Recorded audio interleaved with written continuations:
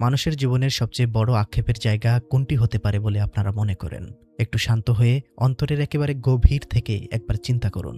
আমরা কি ভেবেছি জীবনের সবচেয়ে বড় ট্র্যাজেডি বা সবচেয়ে বড় আফসোস কি? তা কি সম্পদ হারানো, ক্ষমতা হারানো, নাকি প্রিয়জনকে নিজের হাতে কবরের মাটিতে শুইয়ে দিয়ে আসা? না, এগুলো জীবনের কষ্ট হতে পারে, কিন্তু সবচেয়ে বড় ট্র্যাজেডি এগুলো নয়। একজন মানুষের জীবনের সবচেয়ে ভয়ঙ্কর এবং সবচেয়ে বড় আফসোস হলো নিজের পুরোটা জীবন ধরে এমন কিছু অন্ধবিশ্বাসকে পরম সত্য ভেবে বুকে আঁকড়ে ধরে রাখা, যে বিশ্বাসগুলোর আসলে হাসরের ময়দানে স্বয়ং আল্লাহর সামনে কানাকড়িও দাম থাকবে না। একবার নিজের অন্তরত্বাকে জাগিয়ে সেই ভয়াবহ মহাবিচারের দিনটির কথা কল্পনা করুন, যেদিন এই বিশাল আসমানকে কাগজের মতো গুটিয়ে ফেলা হবে, যেদিন পাহাড়গুলো তুলোর মতো উঠতে থাকবে, যেদিন এই দুনিয়ার কোনো নেতা, কোনো হুজুর, কোনো পীর বা কোনো সমাজপতি আপনার পাশে এসে দাঁড়াবে না। সেদিন আপনি থাকবেন একেবারে একা, নিঃস্ব। আপনার সামনে থাকবেন নিখিল বিশ্বের পরম অধিপতি, যিনি আপনার আত্মাকে সৃষ্টি করেছেন। সেদিন আল্লাহর সেই বিশাল কাঠগড়ায় দাঁড়িয়ে আপনাকে এবং আমাকে কেবল একটিমাত্র গ্রন্থের জবাবদিহিতায় যেতে হবে, আর তা হলো আল্লাহর কিতাব আল কোরআন। কারণ সূরা ফুরকানের ৩০ নম্বর আয়াতে উল্লেখিত আছে, হাশরের ময়দানে রাসূল নিজে আমাদের নামে অভিযোগ দেবেন। কি সেই অভিযোগ? এই আয়াতে আল্লাহ তাআলা বলতেছেন, আর রাসূল বলবে, হে আমার রব, নিশ্চয়ই আমার কওম এই কোরআনকে পরিত্যাজ্য গণ্য করেছে। কি জবাব দেবেন সেদিন? সেদিন কি আপনি মাথা নিচু করে বলতে পারবেন যে, হে আল্লাহ, আমি তো নিজে কিছু জানতাম না, সমাজের অমুক বড় আলেম আমাকে যা শিখিয়েছিলেন আমি তো অন্ধের মতো সেটাই মেনে নিয়েছিলাম। সেদিন এই খোড়া অজুহাত বিন্দুমাত্র কোনো কাজে আসবে না, কারণ আল্লাহ আপনাকে বিবেক দিয়েছিলেন, চিন্তা করার শক্তি দিয়েছিলেন, সত্য আর মিথ্যাকে আলাদা করার জন্য ফুরকান দিয়েছিলেন।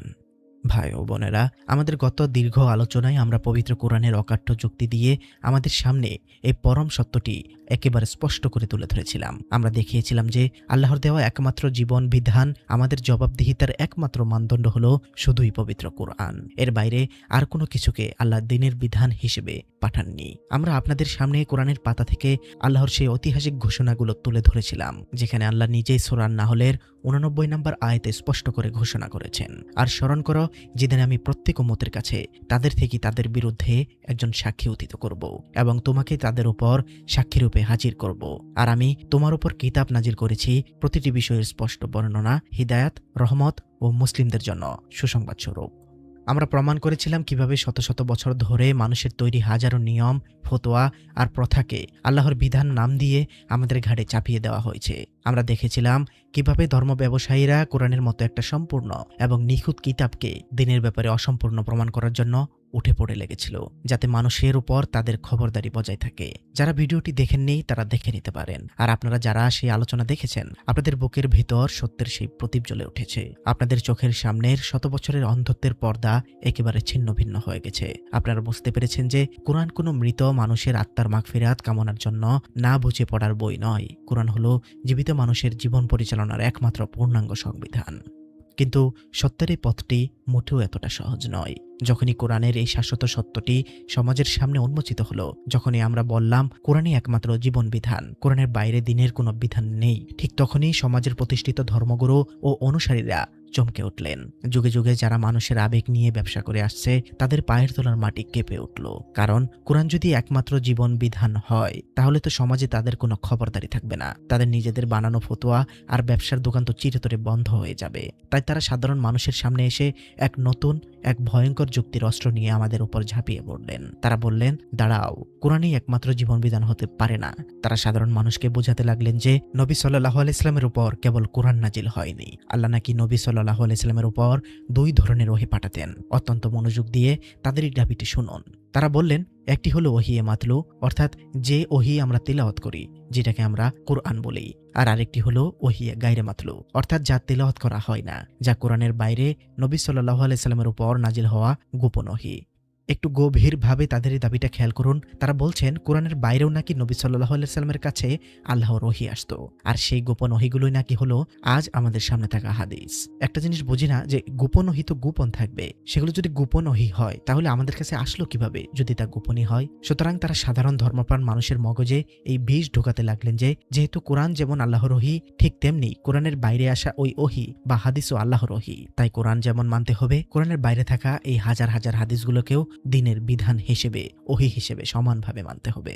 কি ভয়ঙ্কর এক দাবি! তারা সরাসরি দাবি করছেন পবিত্র কোরআনের বাইরেও নাকি আল্লাহর ওহী নাজিল হয়েছে। তারা দাবি করছেন নবীদের সব কথা, কাজ, অনুমোদন এবং তারা যেগুলো সাজিয়ে আমাদের দিয়েছে, হাজার হাজার পৃষ্ঠার হাদিস গ্রন্থগুলোও নাকি কোরআনের মতোই আল্লাহর ওহী।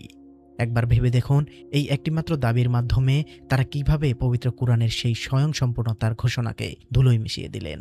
আল্লাহ কোরআনে বারবার বলছেন, আমি এই কিতাবকে বিস্তারিতভাবে ব্যাখ্যা করেছি। আর তারা বলছেন, না, কোরআন বিস্তারিত নয়। কোরআন বুঝতে হলে কোরআনের বাইরের সেই দ্বিতীয় ওহী বা হাদিস লাগবে।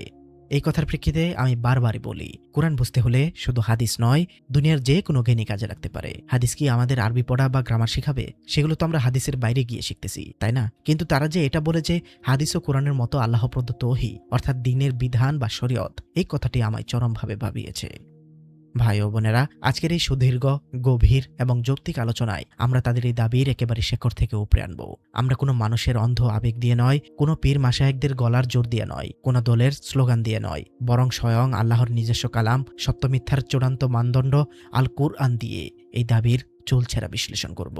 আমরা আজ খুঁজব, সত্যি কি আল্লাহর ওহী দুই প্রকার? পবিত্র কোরআনে কি কোথাও ওহিয়া মাত্র আর ওহিয়া গায়রে মাত্র শব্দ দুটির বিন্দুমাত্র কোনো অস্তিত্ব আছে? কোরআনের বাইরে কি সত্যি নবী সাল্লাল্লাহু আলাইহি সাল্লামের উপর দ্বীনের কোনো গোপন ওহী নাজিল হতো? আর যদি কোরআনের বাইরে দ্বীনের কোনো ওহী নাই থাকে, তাহলে শত শত বছর ধরে হাদিস ও আল্লাহর ওহী, এই চরম মিথ্যাচারটি কিভাবে আমাদের মগজে ঢুকিয়ে দেওয়া হলো?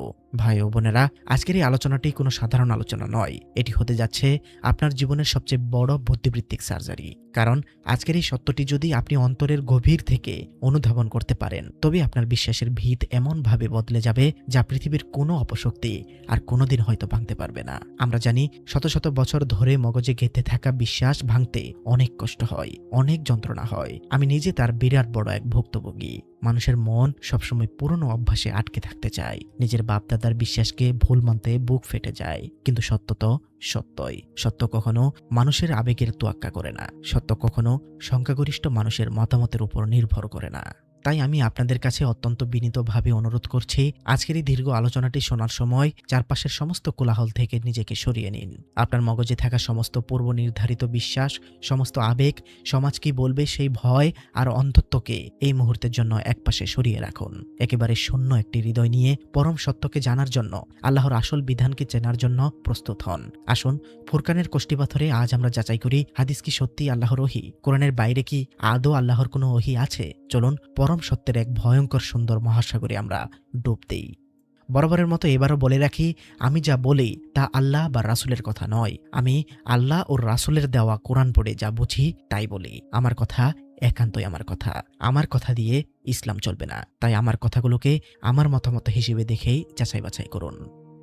ভাই ও বোনেরা, আমাদের সমাজের আলেম সমাজ আমাদের কি শিখিয়েছিলেন? তারা অত্যন্ত ধূর্ততার সাথে আমাদের মগজে একটি তত্ত্ব ঢুকিয়ে দিয়েছেন যে আল্লাহর ওহী একটি হলো ওহিয়া মাতলু, যা নামাজে তেলাওয়াত করা হয়, অর্থাৎ পবিত্র কোরআন, আর দ্বিতীয়টি হলো ওহিয়া গায়রে মাতলু, যা তেলাওয়াত করা হয় না, যা নবী সাল্লাল্লাহু আলাইহি সাল্লামের কাছে গোপনে আসতো। তারা দাবি করেন এই তেলাওয়াত না করা ওহীটাই হলো আজকের হাদিস গ্রন্থগুলো। তারা বলেন জিবরাইল ফেরেশতা যেমন কোরআন নিয়ে আসতেন, ঠিক তেমনি তিনি কোরআনের বাইরে ওই দ্বিতীয় ওহী বা হাদিসও নিয়ে আসতেন। একবার নিজের সুস্থ বিবেককে প্রশ্ন করুন, পবিত্র কোরআনের ১১৪টি সূরার ৬,২৩৬টি আয়াতের কোথাও কি আল্লাহ একবারের জন্য বলেছেন যে ওহী দুই প্রকার? কোরআনের কোথাও কি ওহিয়া মাতলু বা ওহিয়া গায়রে মাতলু এই শব্দগুলোর বিন্দুমাত্র কোনো অস্তিত্ব আছে? আপনি যদি পুরো কোরআন তন্ন তন্ন করে খোঁজেন, তবুও এই দুই প্রকার ওহির কোনো ধারণা কোরআনের কোথাও পাবেন না। নবী মুহাম্মদ সাল্লাল্লাহু আলাইহি সাল্লাম নিজে তার জীবন দশায় কোনোদিন এই শব্দগুলো উচ্চারণও করেননি। নবী সাল্লাল্লাহু আলাইহি সাল্লামের সঙ্গীরাও কোনোদিন এই ওহিয়া মাতলু আর গায়রে মাতলুর কথা জানতেন না বা কোনোদিন বলেও নেই। তাহলে এই তত্ত্ব কোথা থেকে এলো? ইতিহাসের পাতা ঘাটলে আপনি দেখতে পারবেন, নবী সাল্লাল্লাহু আলাইহি সাল্লামের মৃত্যুর প্রায় ২০০ বছর পর যখন মানুষের মুখে ছড়ানো গল্প কাহিনীগুলোকে হাদিস নামে বইয়ের পাতায় সংকলন করা শুরু হলো, তখন নবীজির আসল কথার সাথে মানুষের বানানো মিথ্যা নোংরা মানহানি কথাও ঢুকতে শুরু করলো। নবী সাল্লাল্লাহু আলাইহি সাল্লামের আসল কথা এবং ওই মানুষের লেখা হাদিসগুলোকেও কোরআনের সমকক্ষ মর্যাদা দেওয়ার জন্য তৎকালীন কিছু পণ্ডিত ব্যক্তি এই ওহিয়া মাতলু এবং ওহিয়া গায়রে মাতলুর নতুন তত্ত্ব আবিষ্কার করলেন। তারা মানুষের মনগড়া কথাগুলোকে আল্লাহর ওহী বানানোর জন্য এই ভয়ঙ্কর ফতোয়া জারি করলেন।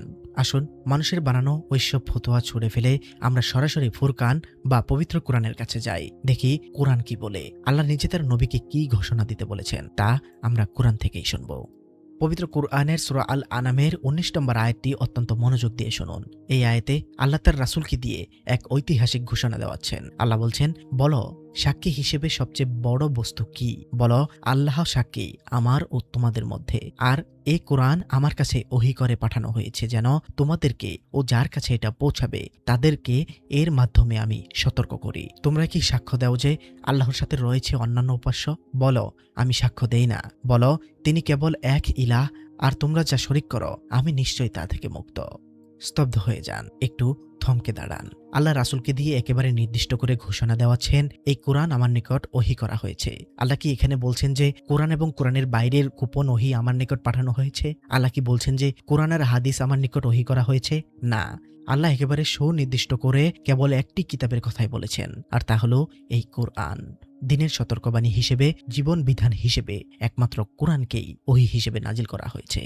এবার আসুন সূরা আল আহকাফের ৯ নম্বর আয়াতে। এখানে আল্লাহ তাআলা নবী সাল্লাল্লাহু আলাইহি সাল্লামকে দিয়ে ঘোষণা দেওয়াচ্ছেন। আল্লাহ বলতেছেন, বলো আমি রাসূলদের মধ্যে নতুন নই, আর আমি জানি না আমারও তোমাদের ব্যাপারে কি করা হবে। আমার প্রতি যা ওহী করা হয় আমি কেবল তারই অনুসরণ করি, আর আমি একজন সুস্পষ্ট সতর্ককারী মাত্র।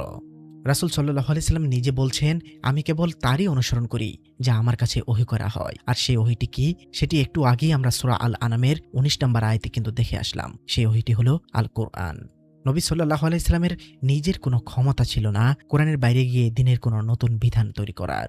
কোরআনের বাইরে যদি দিনের কোনো দ্বিতীয় ওহী থাকতো, তবে আল্লাহ অবশ্যই আমাদের সেই দ্বিতীয় ওহীর অনুসরণ করতে নির্দেশ দিতেন। কিন্তু আল্লাহ সূরা আল আরাফের ৩ নম্বর আয়াতে মানবজাতিকে কি নির্দেশ দিচ্ছেন শুনুন।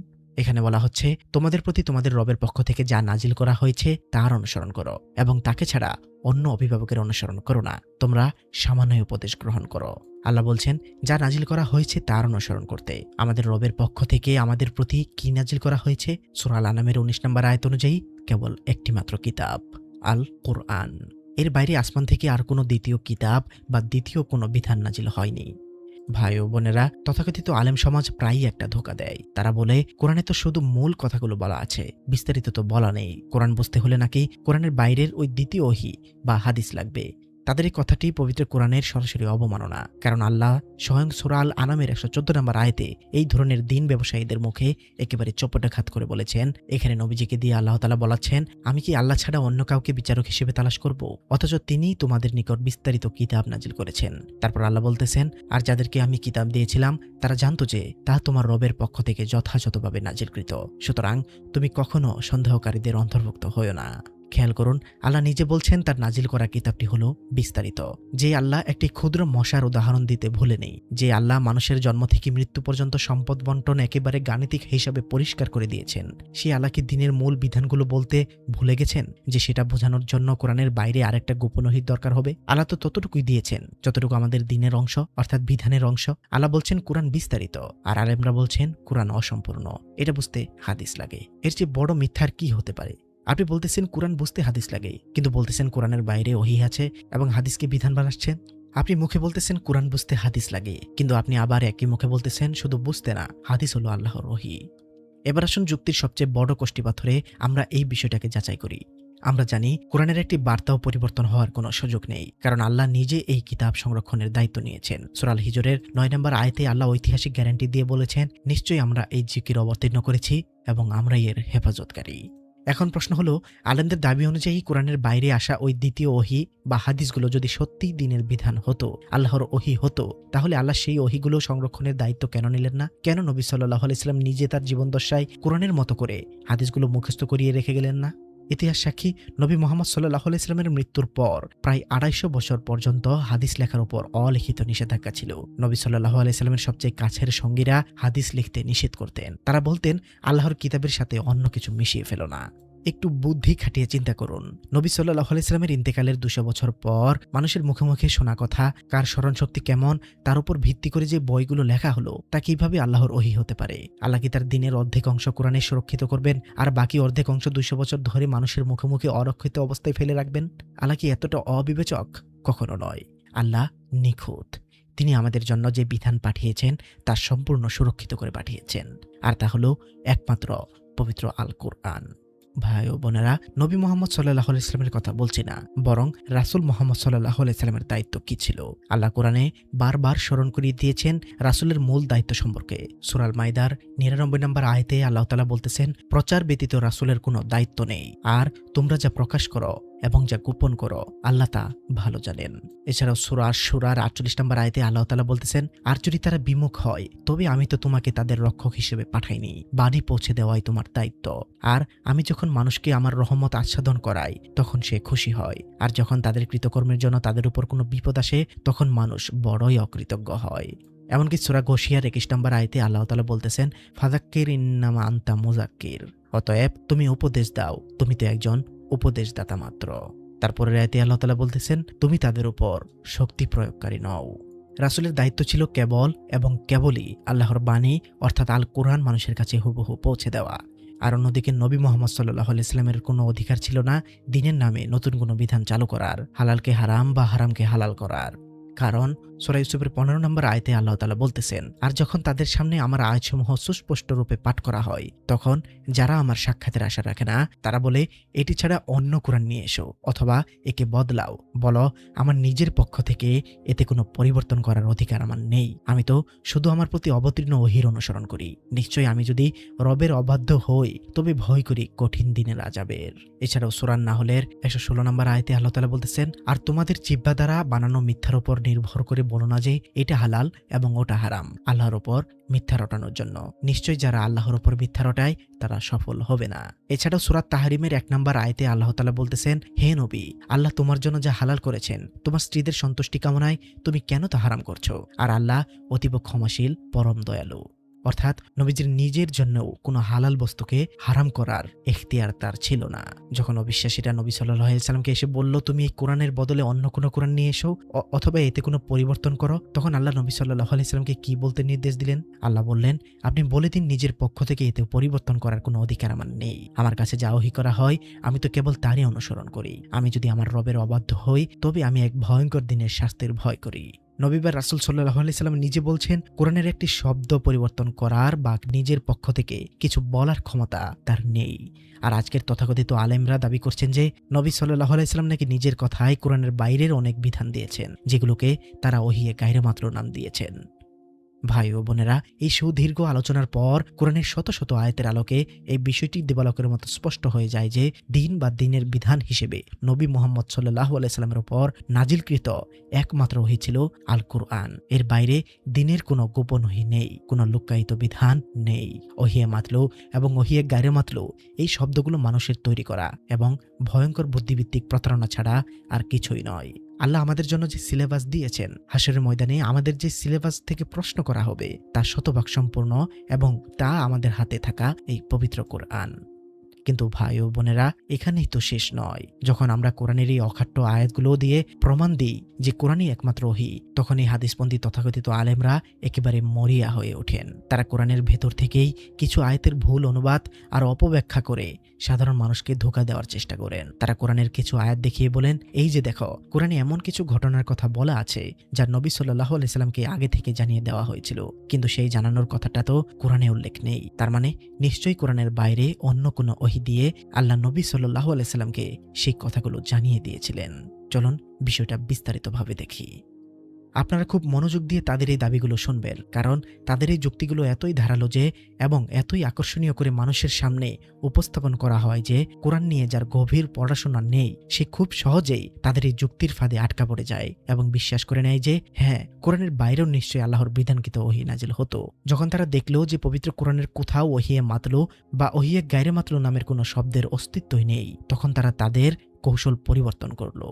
তারা সরাসরি পবিত্র কোরআনের ভেতর থেকেই কিছু নির্দিষ্ট আয়াত সাধারণ মানুষের সামনে তুলে ধরতে শুরু করলো। তারা কোরআনের পাতা থেকে এমন কিছু ঘটনা মানুষের সামনে নিয়ে এলো যে ঘটনাগুলোর কথা কোরআনে বলা আছে, কিন্তু সেই ঘটনা ঘটার পেছনের যে নির্দেশ বা খবর তা কোরআনে বিস্তারিতভাবে লেখা নেই। আর ঠিক এই সুযোগটাকেই তারা তাদের সবচেয়ে বড় হাতিয়ার হিসেবে ব্যবহার করলো। তারা সাধারণ মানুষকে কোরআনের আয়াতগুলো দেখিয়ে গলার রগ ফুলিয়ে বলতে শুরু করলো, এই যে দেখুন, কোরআনে এই ঘটনাগুলোর কথা বলা আছে। আল্লাহ নিজেই বলেছেন যে তিনি নবী সাল্লাল্লাহু আলাইহি সাল্লামকে এই খবর খবর দিয়েছেন বা এই নির্দেশ দিয়েছেন, কিন্তু আপনারা পুরো কোরআন তন্ন তন্ন করে খুঁজলেও দেখবেন আল্লাহ যে নবী সাল্লাল্লাহু আলাইহি সাল্লামকে ওই নির্দিষ্ট খবর বা নির্দেশটি দিয়েছেন তা কোরআনের আগের কোনো আয়াতে লেখা নেই। তাহলে আল্লাহ নবী সাল্লাল্লাহু আলাইহি সাল্লামকে নির্দেশটি কিভাবে দিলেন? যেহেতু কোরআনের সেই নির্দেশ বা খবরটি লেখা নেই, অথচ আল্লাহ বলেছেন তিনি দিয়েছেন, তার মানে নিশ্চয়ই কোরআনের বাইরে অন্য কোনো ওহী দিয়ে আল্লাহ নবী সাল্লাল্লাহু আলাইহি সাল্লামকে সেই নির্দেশ বা খবরগুলো জানিয়েছিলেন। আর সেই কোরআনের বাইরের ওহীটাই হলো হাদিস।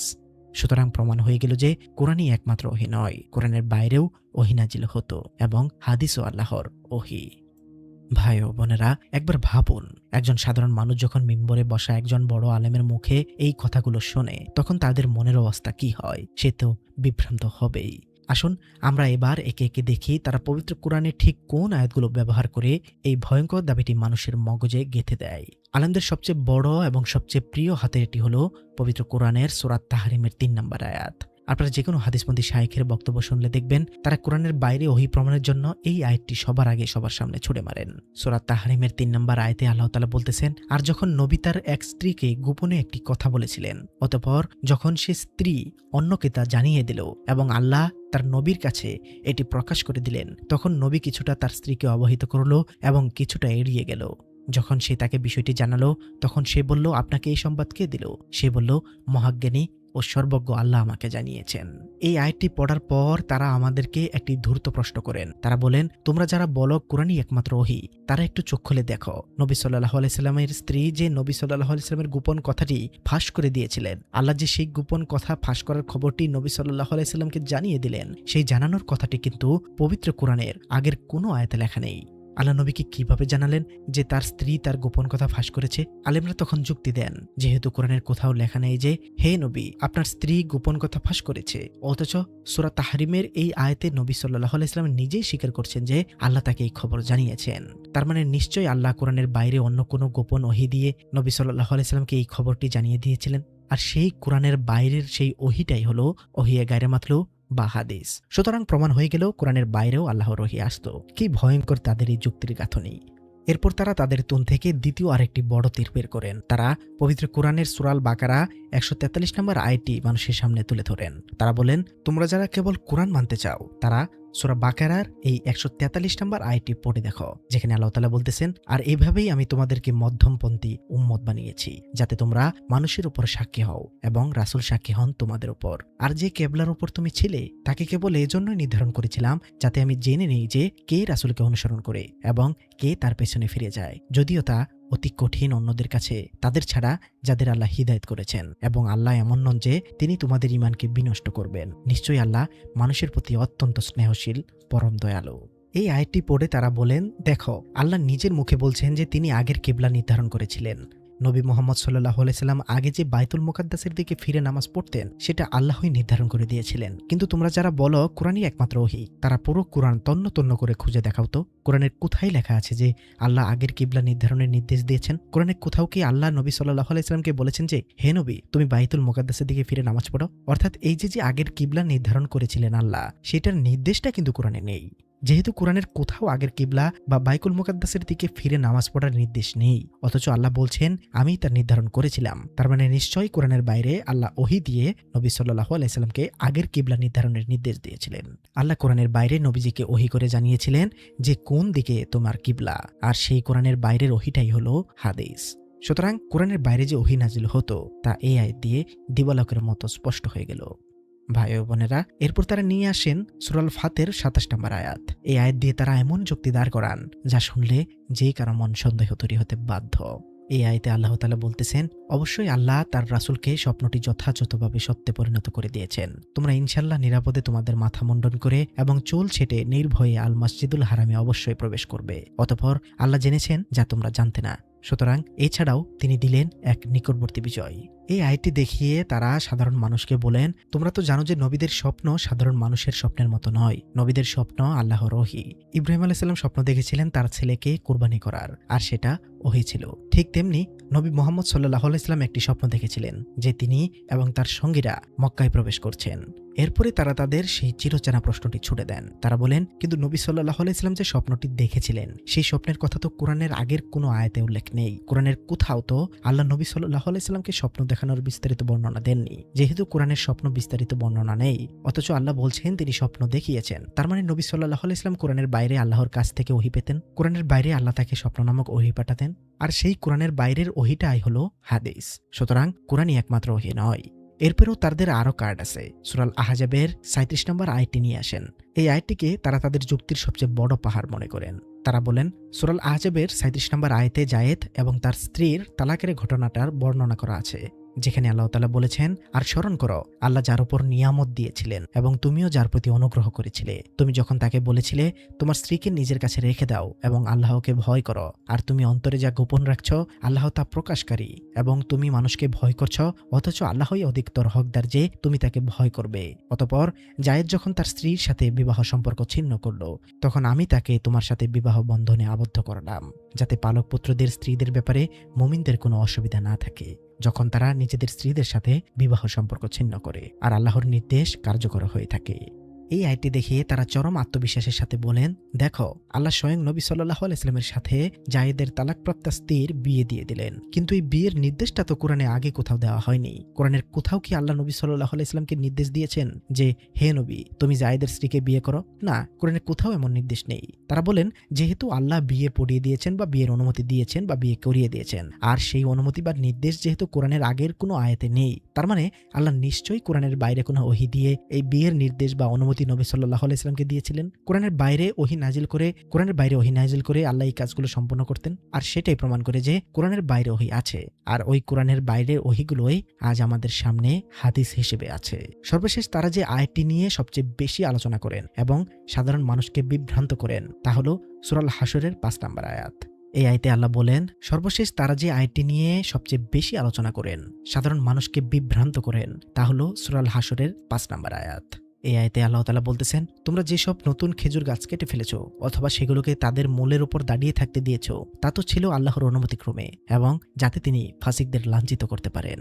এই আয়াত পড়ার পর আলেমরা একেবারে বিজয়ী বীরের মতো লাফিয়ে ওঠেন। তারা বলেন, দেখো মুসলিমরা যে যুদ্ধের ময়দানে শত্রুদের খেজুর গাছ কেটেছিল, আল্লাহ নিজেই বলছেন যে ওই গাছ কাটাটা আল্লাহর অনুমতিতেই হয়েছে। কিন্তু তোমরা যারা কোরআনকে একমাত্র ওহী মানো, তারা কোরআন ঘেটে দেখাও তো কোরআনে কোথাও কি লেখা আছে যে আল্লাহ খেজুর গাছ কাটার অনুমতি দিয়েছেন?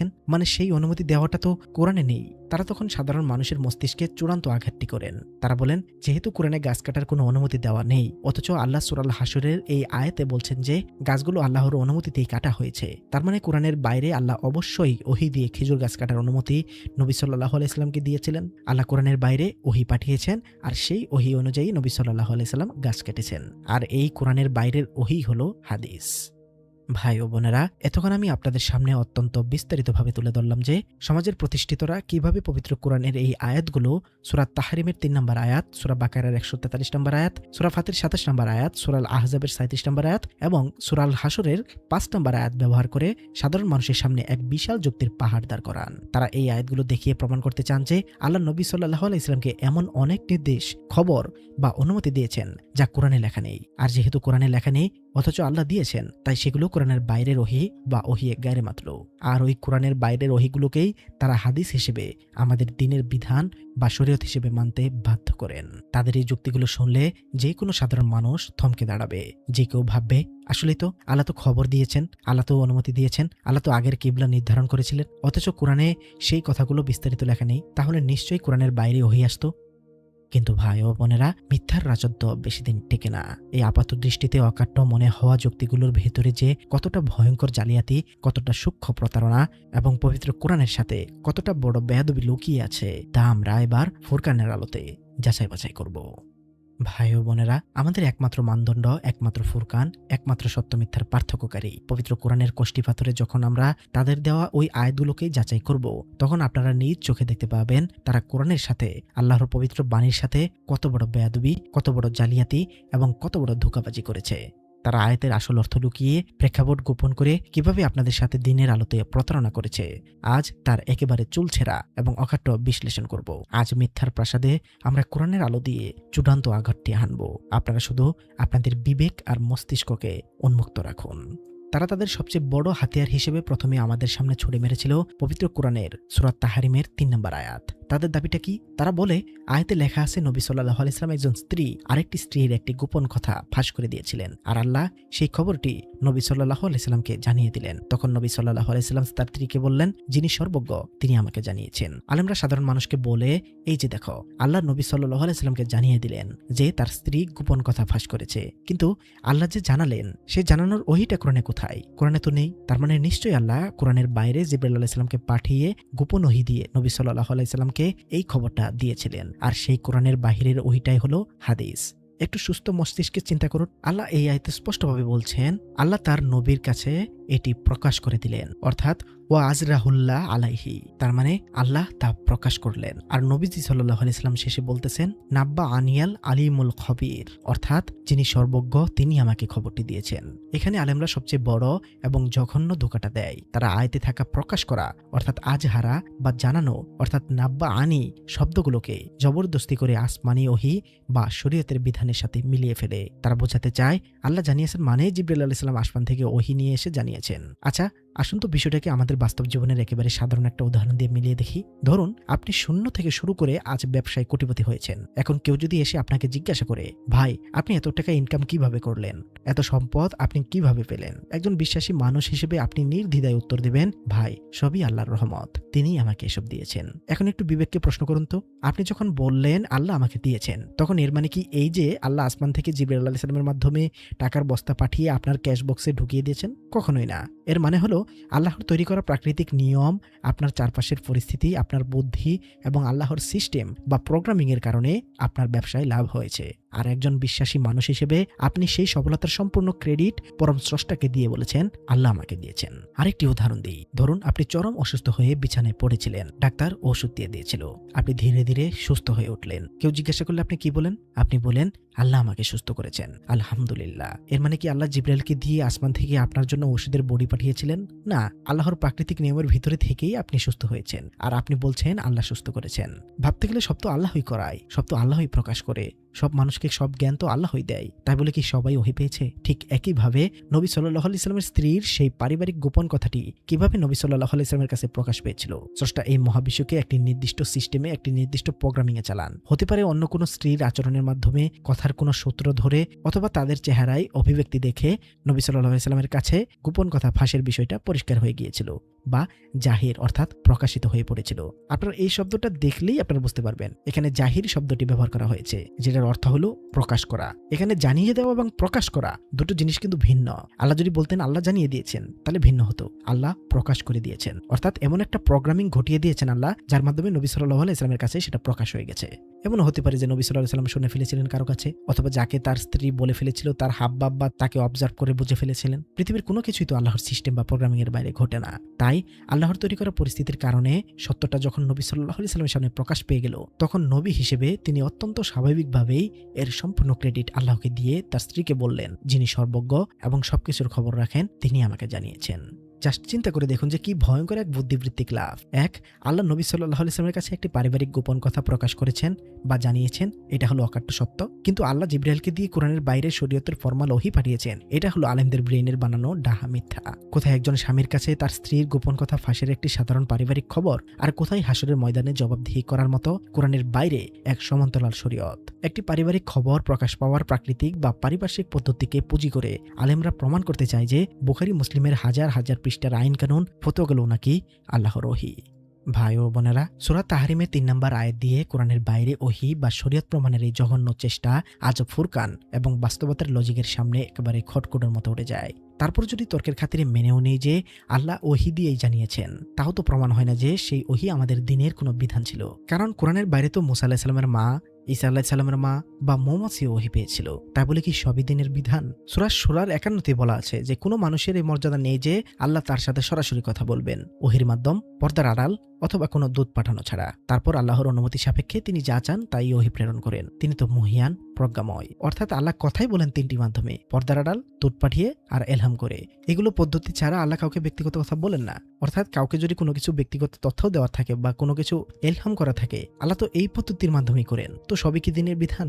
একটু বিস্তারিত বলি, সম্পূর্ণ সুস্থ মস্তিষ্কে একটু চিন্তা করুন। এই আয়াতে আল্লাহ বলছেন যে অতঃপর নবী সাল্লাল্লাহু আলাইহি সাল্লাম যখন তার স্ত্রীকে এই বিষয়ে সংবাদ দিলেন, তখন স্ত্রী বললেন, আপনাকে এই খবর কে দিল? নবী সাল্লাল্লাহু আলাইহি সাল্লাম বললেন, আমাকে তিনি জানিয়েছেন যিনি সর্বজ্ঞ। এখানে আরবি শব্দটি খেয়াল করুন। কোরআনে আরবি শব্দ ব্যবহার করা হয়েছে নাবা আনি। নাবা শব্দের অর্থ কি? নাবা শব্দের অর্থ হলো সংবাদ, খবর বা কোনো নির্দিষ্ট বিষয়ের একটি সাধারণ ইনফরমেশন। আল্লাহ তার নবী সাল্লাল্লাহু আলাইহি সাল্লামকে একটি খবর দিয়েছেন। কিসের খবর? নবী সাল্লাল্লাহু আলাইহি সাল্লামের তার একটি একান্ত গোপন কথা অন্য আরেকজন স্ত্রীকে বলে দিয়েছিলেন। সেই স্বামী স্ত্রীর মধ্যকার একটি অত্যন্ত ব্যক্তিগত এবং পারিবারিক খবর আল্লাহ নবী সাল্লাল্লাহু আলাইহি সাল্লামকে দিয়েছেন। এখন আমার প্রশ্ন হলো, আল্লাহ যে নবী সাল্লাল্লাহু আলাইহি সাল্লামকে তার স্ত্রীর এই গোপন কথা ফাঁস করার খবরটি দিলেন, এটি কি মানবজাতির জন্য কোনো দিনের বিধান? এটি কি কিয়ামত পর্যন্ত আগত কোটি কোটি মানুষের জীবন পরিচালনার কোনো আইন বা শরীয়ত? এই খবরটি কি নামাজ, রোজা, হজ, যাকাত বা হালাল হারামের কোনো নির্দেশ? কখনোই না। এটি হলো নবী সাল্লাল্লাহু আলাইহি সাল্লামের একান্ত ব্যক্তিগত এবং স্বামী স্ত্রীর মধ্যকার একটি পারিবারিক মান অভিমানের ঘটনার সমাধান। একজন নবী হিসেবে, একজন বার্তাবাহক হিসেবে আল্লাহ তাকে অনেক ব্যক্তিগত বিষয় জানাতে পারেন, আল্লাহ তাকে গাইড করতে পারেন, যদি আমরা তর্কের খাতিরে মেনে নেই যে এখানে ওহী করা হয়েছে তাহলে এই কথাগুলো। কিন্তু এই আলেমদের সবচেয়ে বড় এবং জঘন্য জালিয়াতিটা কোথায় জানেন? তারা নবী সাল্লাল্লাহু আলাইহি সাল্লামের ব্যক্তিগত জীবনের এই পারিবারিক খবরকে, একটি সাধারণ ইনফরমেশনকে দিনের সার্বজনীন বিধান বা শরীয়ত হিসেবে চালিয়ে দিতে চায়। তারা বোঝাতে চায় যেহেতু নবী সাল্লাল্লাহু আলাইহি সাল্লামের বইয়ের গোপন কথা ফাঁসের খবর আল্লাহ নবী সাল্লাল্লাহু আলাইহি সাল্লামকে কোরআনের বাইরে দিয়েছেন, তাই নবী সাল্লাল্লাহু আলাইহি সাল্লামের মৃত্যুর 250 বছর পর মানুষের লেখা বুখারী, মুসলিম, আবু দাউদের হাজার হাজার পৃষ্ঠার হাদিসগুলোও আল্লাহর ওহী। একবার ভাবুন তো, কোথায় নবীজি সাল্লাল্লাহু আলাইহি সাল্লামের স্ত্রীর গোপন কথা ফাঁসের একটি সাধারণ খবর, আর কোথায় মানুষের লেখা হাদিস গ্রন্থে থাকা দিনের নামে অসংখ্য মনগড়া আইন? একটি পারিবারিক সুসংবাদকে পুঁজি করে তারা মানবজাতির ঘাড়ে সমান্তরাল একটি দিন চাপিয়ে দিচ্ছে, যেগুলো স্রেফ নবীজির নামে বানানো। কেন এই বিষয়টা এত ক্রিটিক্যাল আমি আপনাকে বলি। আপনারা যদি এই আয়াতের তাফসীর পড়ে দেখেন তাহলেই দেখতে পারবেন যে এটা কি পরিমাণ একটা জালিয়াতি করা হয়েছে। কেননা একটা জিনিস চিন্তা করে দেখেন, এখানে স্বামী স্ত্রীর একটা গোপন বিষয়, আর আলেমরা বলেই থাকে যে ওহিয়ে গায়রে মাত্র হলো এগুলো গোপন ওহী, আল্লাহ গোপনে নবীজি সাল্লাল্লাহু আলাইহি সাল্লামকে জানিয়েছেন, আর এই বিষয়টাও গোপন। কিন্তু এই বিষয়টা দেখেন যে নবী সাল্লাল্লাহু আলাইহি সাল্লামের ঘরে সিসি ক্যামেরা লাগিয়ে কিভাবে বের করার একটা অপচেষ্টা চালানো হয়েছে। তাফসীরটা একটু পড়ে দেখেন। এক, সেই গোপন কথা ছিল মধু অথবা মারিয়া আলাইহিস সালামকে হারাম করে নেওয়ার কথা, যা তিনি হাফসা রাদিয়াল্লাহু আনহাকে বলেছিলেন। অর্থাৎ মারিয়া আলাইহিস সালাম ছিল হযরত মুহাম্মদ সাল্লাল্লাহু আলাইহি সাল্লামের দাসী এবং তাকে হারাম করে নেওয়ার কথা, মানে তার সাথে নবীজি আর যুক্ত হবেন না। দুই, অর্থাৎ হাফসা রাদিয়াল্লাহু আনহাকে যখন নবীজি সাল্লাল্লাহু আলাইহি সাল্লাম এই বিষয়টা বললেন যে আমি আর তার কাছে যাব না, হাফসা রাদিয়াল্লাহু আনহা সেই কথা আয়েশা রাদিয়াল্লাহু আনহার কাছে গিয়ে বলে দিলেন। তারপর কি হলো? হাফসা রাদিয়াল্লাহু আনহাকে বললেন যে তুমি আমার গোপন কথা প্রকাশ করে দিয়েছো, তবে স্বীয় সম্মান ও মহত্বের দিক থেকে লক্ষ্য করে সমস্ত কথা খুলে বললেন না। যখন নবীজি সাল্লাল্লাহু আলাইহি সাল্লাম হাফসাকে বললেন যে তুমি আমার গোপন কথা প্রকাশ করে দিয়েছো, তখন তিনি অর্থাৎ হাফসা রাদিয়াল্লাহু আনহা আশ্চর্যজনিত হলেন, কারণ তিনি আয়েশা রাদিয়াল্লাহু আনহা ব্যতীত অন্য কাউকে এই কথা বলেননি, এবং আয়েশা রাদিয়াল্লাহু আনহা যে এই কথা রাসূল সাল্লাল্লাহু আলাইহি সাল্লামকে বলে দেবেন সেই আশঙ্কাও তার ছিল না, কেননা তিনিও এই ফন্দিয়াটার কাজে তার শরীক ছিলেন। এই কথা থেকে বোঝা যায় যে কুরআন ছাড়াও অন্য কোনো বিষয়ের ওহী তার উপর অবতীর্ণ হয়েছে। আরো বোঝা যায় যে তিনি গায়েবের খবর জানতেন না। জাস্ট চিন্তা করে দেখেন, এই জিনিসটা পড়তে গেলে আপনার সাধারণ ব্রেইনে একবারও কি বাড়ি দেয় না? আমাদের নবীর শানে কি একটুও বেয়াদবি ফিল হয় না? এখানে কে অনুমতি দিয়েছে নবী সাল্লাল্লাহু আলাইহি সাল্লামের ঘরে এভাবে সিসি ক্যামেরা লাগানোর? যেটা আল্লাহ প্রকাশ করেননি সেটা আপনারা প্রকাশ করতে বের হয়েছেন। কিন্তু কথাটা নবীজি সাল্লাল্লাহু আলাইহি সাল্লামের শানে বেয়াদবি হয়, তাই এই কথাগুলো আমি বিশ্বাস করি না। তবে মধুর বিষয়টা সত্য হতে পারে, আর এখানে তারাও শিওর না যে এটা মধুর বিষয়ই নাকি মারিয়া আলাইহিস সালামের বিষয়। আমি মনে করব মারিয়া আলাইহিস সালামের বিষয়টা নবীজির শানে বেয়াদবি এবং বানানো, কিন্তু মধুর বিষয়টা সত্য হলেও হতে পারে।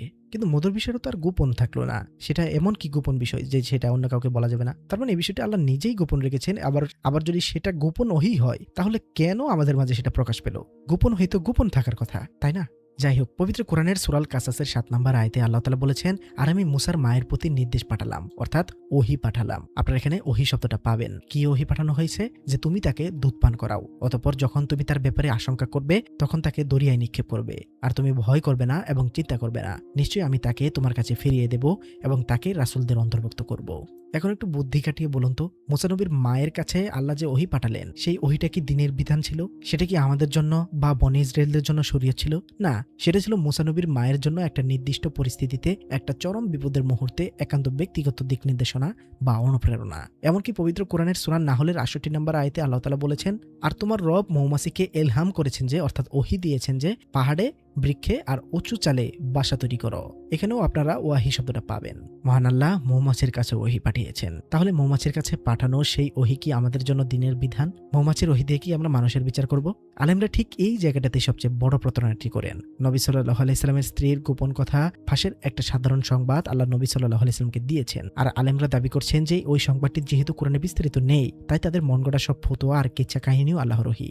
তারা নবী সাল্লাল্লাহু আলাইহি ওয়াসাল্লামের ব্যক্তিগত পারিবারিক খবরকে পুরো একটি ধর্মীয় আইনের কাঠামোর সাথে মিলিয়ে ফেলে সাধারণ মানুষকে ধোঁকা দিচ্ছে। নবীর ব্যক্তিগত কোনো পারিবারিক খবর আমাদের জন্য দিন বা শরীয়ত হতে পারে না। আমাদের জন্য দিন হলো একমাত্র সেই কিতাব যা মানবজাতির জন্য সার্বজনীন আইন হিসেবে নাজিল হয়েছে, অর্থাৎ আল কুরআন। নবী সাল্লাল্লাহু আলাইহি ওয়াসাল্লামের স্ত্রীর সাথে কি কথা কাটাকাটি হয়েছে সেটা দিয়ে হাশরের ময়দানে আমাদের বিচার হবে না, আমাদের বিচার হবে ফুরকান দিয়ে। সুতরাং সূরা তাহরিমের ৩ নম্বর আয়াত দিয়ে কোরআনের বাইরের ওহী প্রমাণ হয় না, হলেও তার দিনের বিধানকৃত ওহী নয়। সবথেকে বড় কথা, আসলে সেটা প্রমাণই হয় না, কারণ সেখানে প্রকাশ করার কথা আছে। তো প্রকাশ যে কোনোভাবেই হতে পারে, সেটা ওহী দিয়ে দিতে হবে এমন কোনো কথা নেই।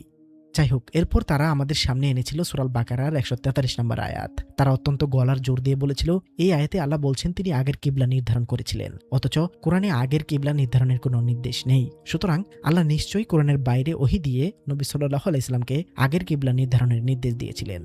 ভাই ও বোনেরা, এই চুক্তির ভেতরে যে কত বড় ফাঁকি আর মূর্খতা লুকিয়ে আছে তা এবার আমরা কোরআনের আলোতে উন্মোচন করব। এই আয়াতে আল্লাহ তাআলা বলেছেন, আর যে কিবলার উপর তুমি ছিলে তাকে কেবল এই জন্যই নির্ধারণ করেছিলাম যাতে আমি জেনে নিই যে কে রাসূলকে অনুসরণ করে আর কে তার পেছনে ফিরে যায়। এখানে আল্লাহ শব্দটি ব্যবহার করেছেন জাআলনা, যার অর্থ আমরা নির্ধারণ করেছি, আমরা বানিয়েছি বা আমরা প্রতিষ্ঠিত করেছি। আপনারা পুরো কোরআন তন্ন করে অক্ষরে অক্ষরে খুঁজে দেখুন। নবী মুহাম্মদ সাল্লাল্লাহু আলাইহি ওয়াসাল্লাম যখন মক্কায় ইসলামের দাওয়াত দেওয়া শুরু করলেন, তখন কি তিনি আকাশ থেকে পড়া সম্পূর্ণ নতুন কোনো দিন নিয়ে এসেছিলেন? না। কোরআনে বারবার বিভিন্ন আয়াতে বলেছে নবী সাল্লাল্লাহু আলাইহি ওয়াসাল্লাম ইব্রাহিম নবীর দিনেরই অনুসারী ছিলেন। কোরআন বলছে মিল্লাতা ইব্রাহিম হানিফা। আর আরবের মানুষেরা সেই আগে থেকেই ইব্রাহিম নবীর সময় থেকেই একটি নির্দিষ্ট দিকে ফিরে ইবাদত করত, তারা হজ করত, তারা রোজা রাখত। আল্লাহ সূরা বাকারার ১৪৩ নম্বর আয়াতে বলছেন, আপনি আগে যে কিবলায় ছিলেন আমি তা নির্ধারণ করেছিলাম এই উদ্দেশ্যে যাতে আমি জানতে পারি কে রাসূলের অনুসরণ করে। আল্লাহর নির্ধারণ করা মানে এই নয় যে তিনি জিবরাইল আলাইহিস সালামকে পাঠিয়ে কোরআনের বাইরের একটা বিশাল ওহী নবী সাল্লাল্লাহু আলাইহি ওয়াসাল্লামের হাতে দিয়েছিলেন আর বলেছিলেন যে আজ থেকে এই কিবলায় নামাজ পড়ো। আল্লাহ মহাবিশ্বের সবকিছু নির্ধারণ করেন, কিন্তু তিনি আগের নবীদের মাধ্যমে ঐতিহাসিক ধারাবাহিকতায় বা প্রাকৃতিক নিয়মের মাধ্যমে একটি প্রথা সমাজে আগে থেকে চালু রেখেছিলেন, যার নবী মুহাম্মদ সাল্লাল্লাহু আলাইহি ওয়াসাল্লাম প্রথম দিকে অনুসরণ করছিলেন। আল্লাহ সেই চলমান প্রথাটাকেই নবী সাল্লাল্লাহু আলাইহি ওয়াসাল্লামের জন্য সাময়িকভাবে অনুমোদন দিয়েছিলেন।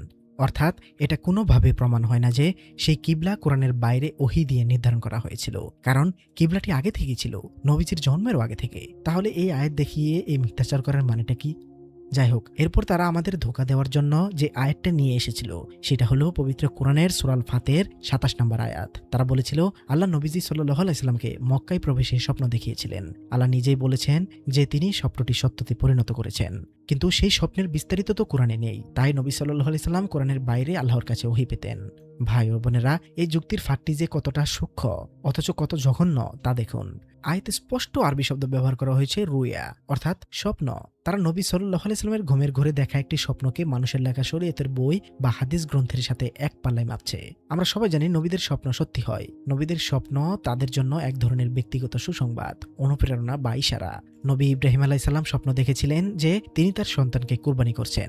নবী ইউসুফ আলাইহিস সালাম স্বপ্ন দেখেছিলেন যে ১১টি তারা বা সূর্য ও চাঁদ তাকে সিজদা করছে। আর আল্লাহ তার নবীদের স্বপ্ন দেখাতেই পারেন, এটা নবীদের জন্য সুসংবাদ। কিন্তু সেগুলো ওহী কি করে হয়? আমরা কি স্বপ্ন দেখি না? প্রায় মানুষই স্বপ্ন দেখে যা সরাসরি সত্যি হয়। তো সেটাও কি আল্লাহর ওহী? স্বপ্ন তো স্বপ্নই। স্বপ্নকে দিনের ওহী বলার মানেটা কি? আর সবথেকে বড় কথা, এখানে আল্লাহ কোথায় বলেছেন যে সেই স্বপ্নটা আল্লাহ দেখিয়েছিলেন?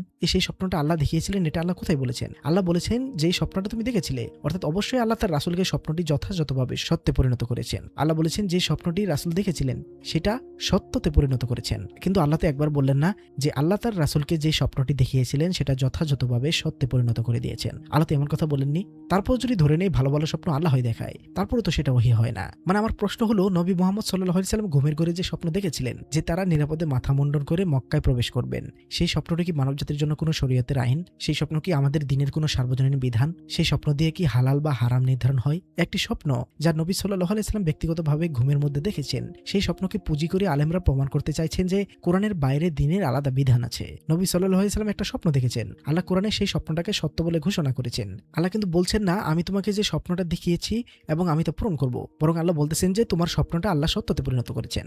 ইব্রাহিম আলাইহিস সালামের বিষয়টা কিন্তু ঠিক একইভাবে ঘটেছিল, যদিও সেটা বিতর্কের বিষয়, সেটা নিয়ে আমরা কুরবানির ভিডিওতে আলোচনা করব নি। তার মানে নবীরা স্বপ্ন দেখতেই পারেন, আর সেই স্বপ্নগুলোকে আল্লাহ সত্যি করেছেন। এর মানে কি এই যে ওই স্বপ্নের কারণে কোরআনের বাইরে হাজার হাজার আইন সম্বলিত হাদিসের বইগুলো আল্লাহর ওহী হয়ে যাবে, বা সেই স্বপ্নটাই আল্লাহর ওহী হয়ে যাবে? একটি ব্যক্তিগত সুসংবাদকে, একটা ব্যক্তিগত ভবিষ্যৎবাণীকে পুরো একটি ধর্মীয় আইনের কাঠামোর সাথে তুলনা করাটা কেবল মূর্খতা নয়, এটি কোরআনের সাথে চরম ধৃষ্টতা। স্বপ্নের মাধ্যমে আল্লাহ নবী সাল্লাল্লাহু আলাইহি সাল্লামকে কোনো আইনি বিধান দেননি। ব্যক্তিগত ওহী বা দ্বীনের ওহী, এই দুটোর মধ্যে আকাশ পাতাল পার্থক্য। আর ওহী ও স্বপ্ন, এটার মধ্যেও পার্থক্য। নয়তো যে কেউ স্বপ্ন দেখে এসে বলবে আল্লাহ আমাকে ওহী করেছে, তারা এই সকল বিষয় দিয়ে মগজ ধুলিয়ে এক বিশাল মিথ্যার বীজ বপন করে রেখেছে।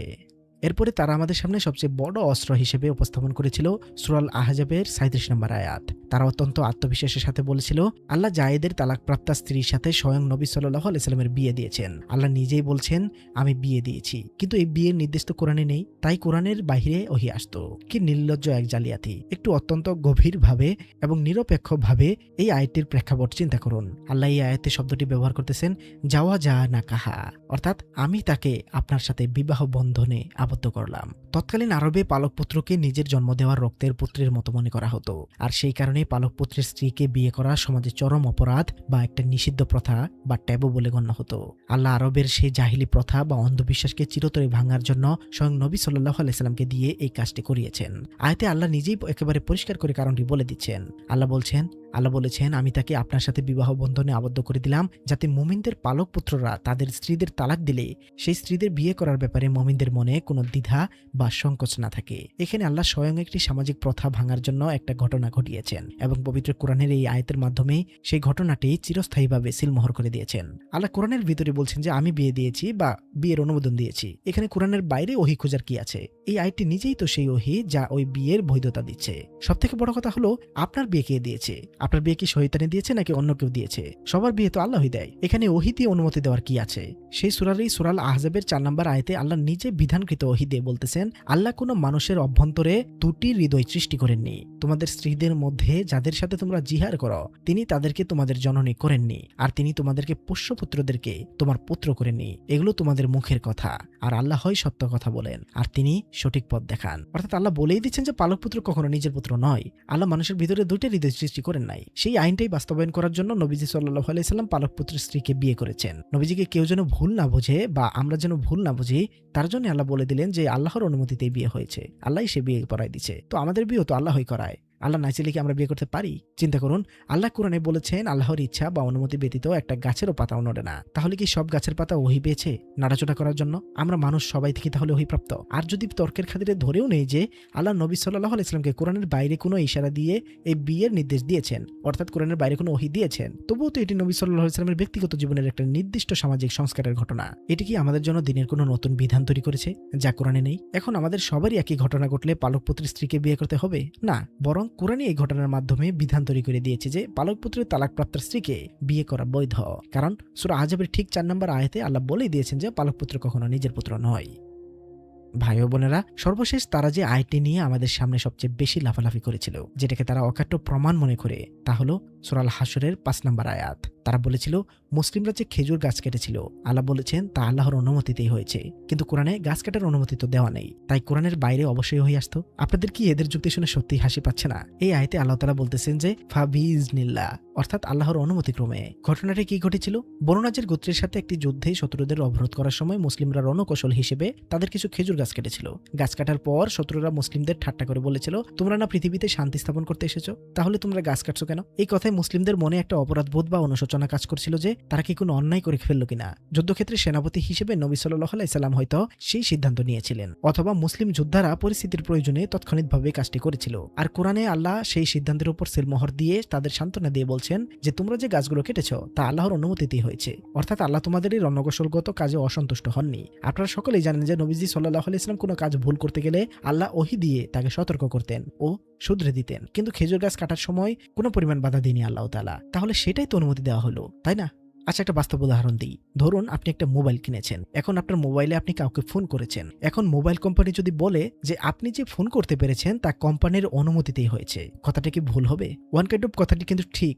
সেই কোম্পানি ফোন করার সিস্টেম না দিলে তো আপনি করতে পারতেন না। তেমনি আল্লাহ পবিত্র কোরআনের মাধ্যমে তাদের কাজের বৈধতা দিচ্ছেন, যাতে তাদের মনে কোনো অপরাধ বোধ না থাকে। আর প্রতিষ্ঠিতরা ওই যুদ্ধক্ষেত্রের একটা তৎক্ষণিক রণকৌশলগত সিদ্ধান্ত বা গাছ কাটার অনুমতিকে পুঁজি করে প্রমাণ করতে চাইছেন যে কোরআনের বাইরের দিনের বিশাল এক সমান্তরাল আইন বা শরিয়ত রয়েছে। আচ্ছা, তাহলে সেই খেজুর গাছ কাটার অনুমতি, তার মানে সেটাও যদি ওহী হয়, আচ্ছা যুদ্ধে যে নবী সাল্লাল্লাহু আলাইহি সাল্লাম তলোয়ার ব্যবহার করেছেন সেটাও তাহলে ওহী, আমাদের জন্য বিধান। তাহলে ইরান তো মিসাইল ব্যবহার করে হারাম কাজ করতেছে।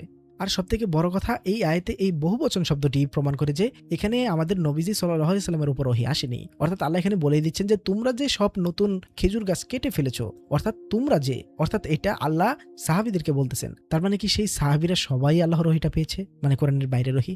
একটু সুস্থ মস্তিষ্কে ভেবে দেখুন, যুদ্ধক্ষেত্রে কয়েকটি গাছ কাটার অনুমতির সাথে মানুষের লেখা হাজার হাজার পৃষ্ঠার হাদিস গ্রন্থে থাকা অদ্ভুত এবং কোরআনের সাথে সাংঘর্ষিক কথার কি সম্পর্ক?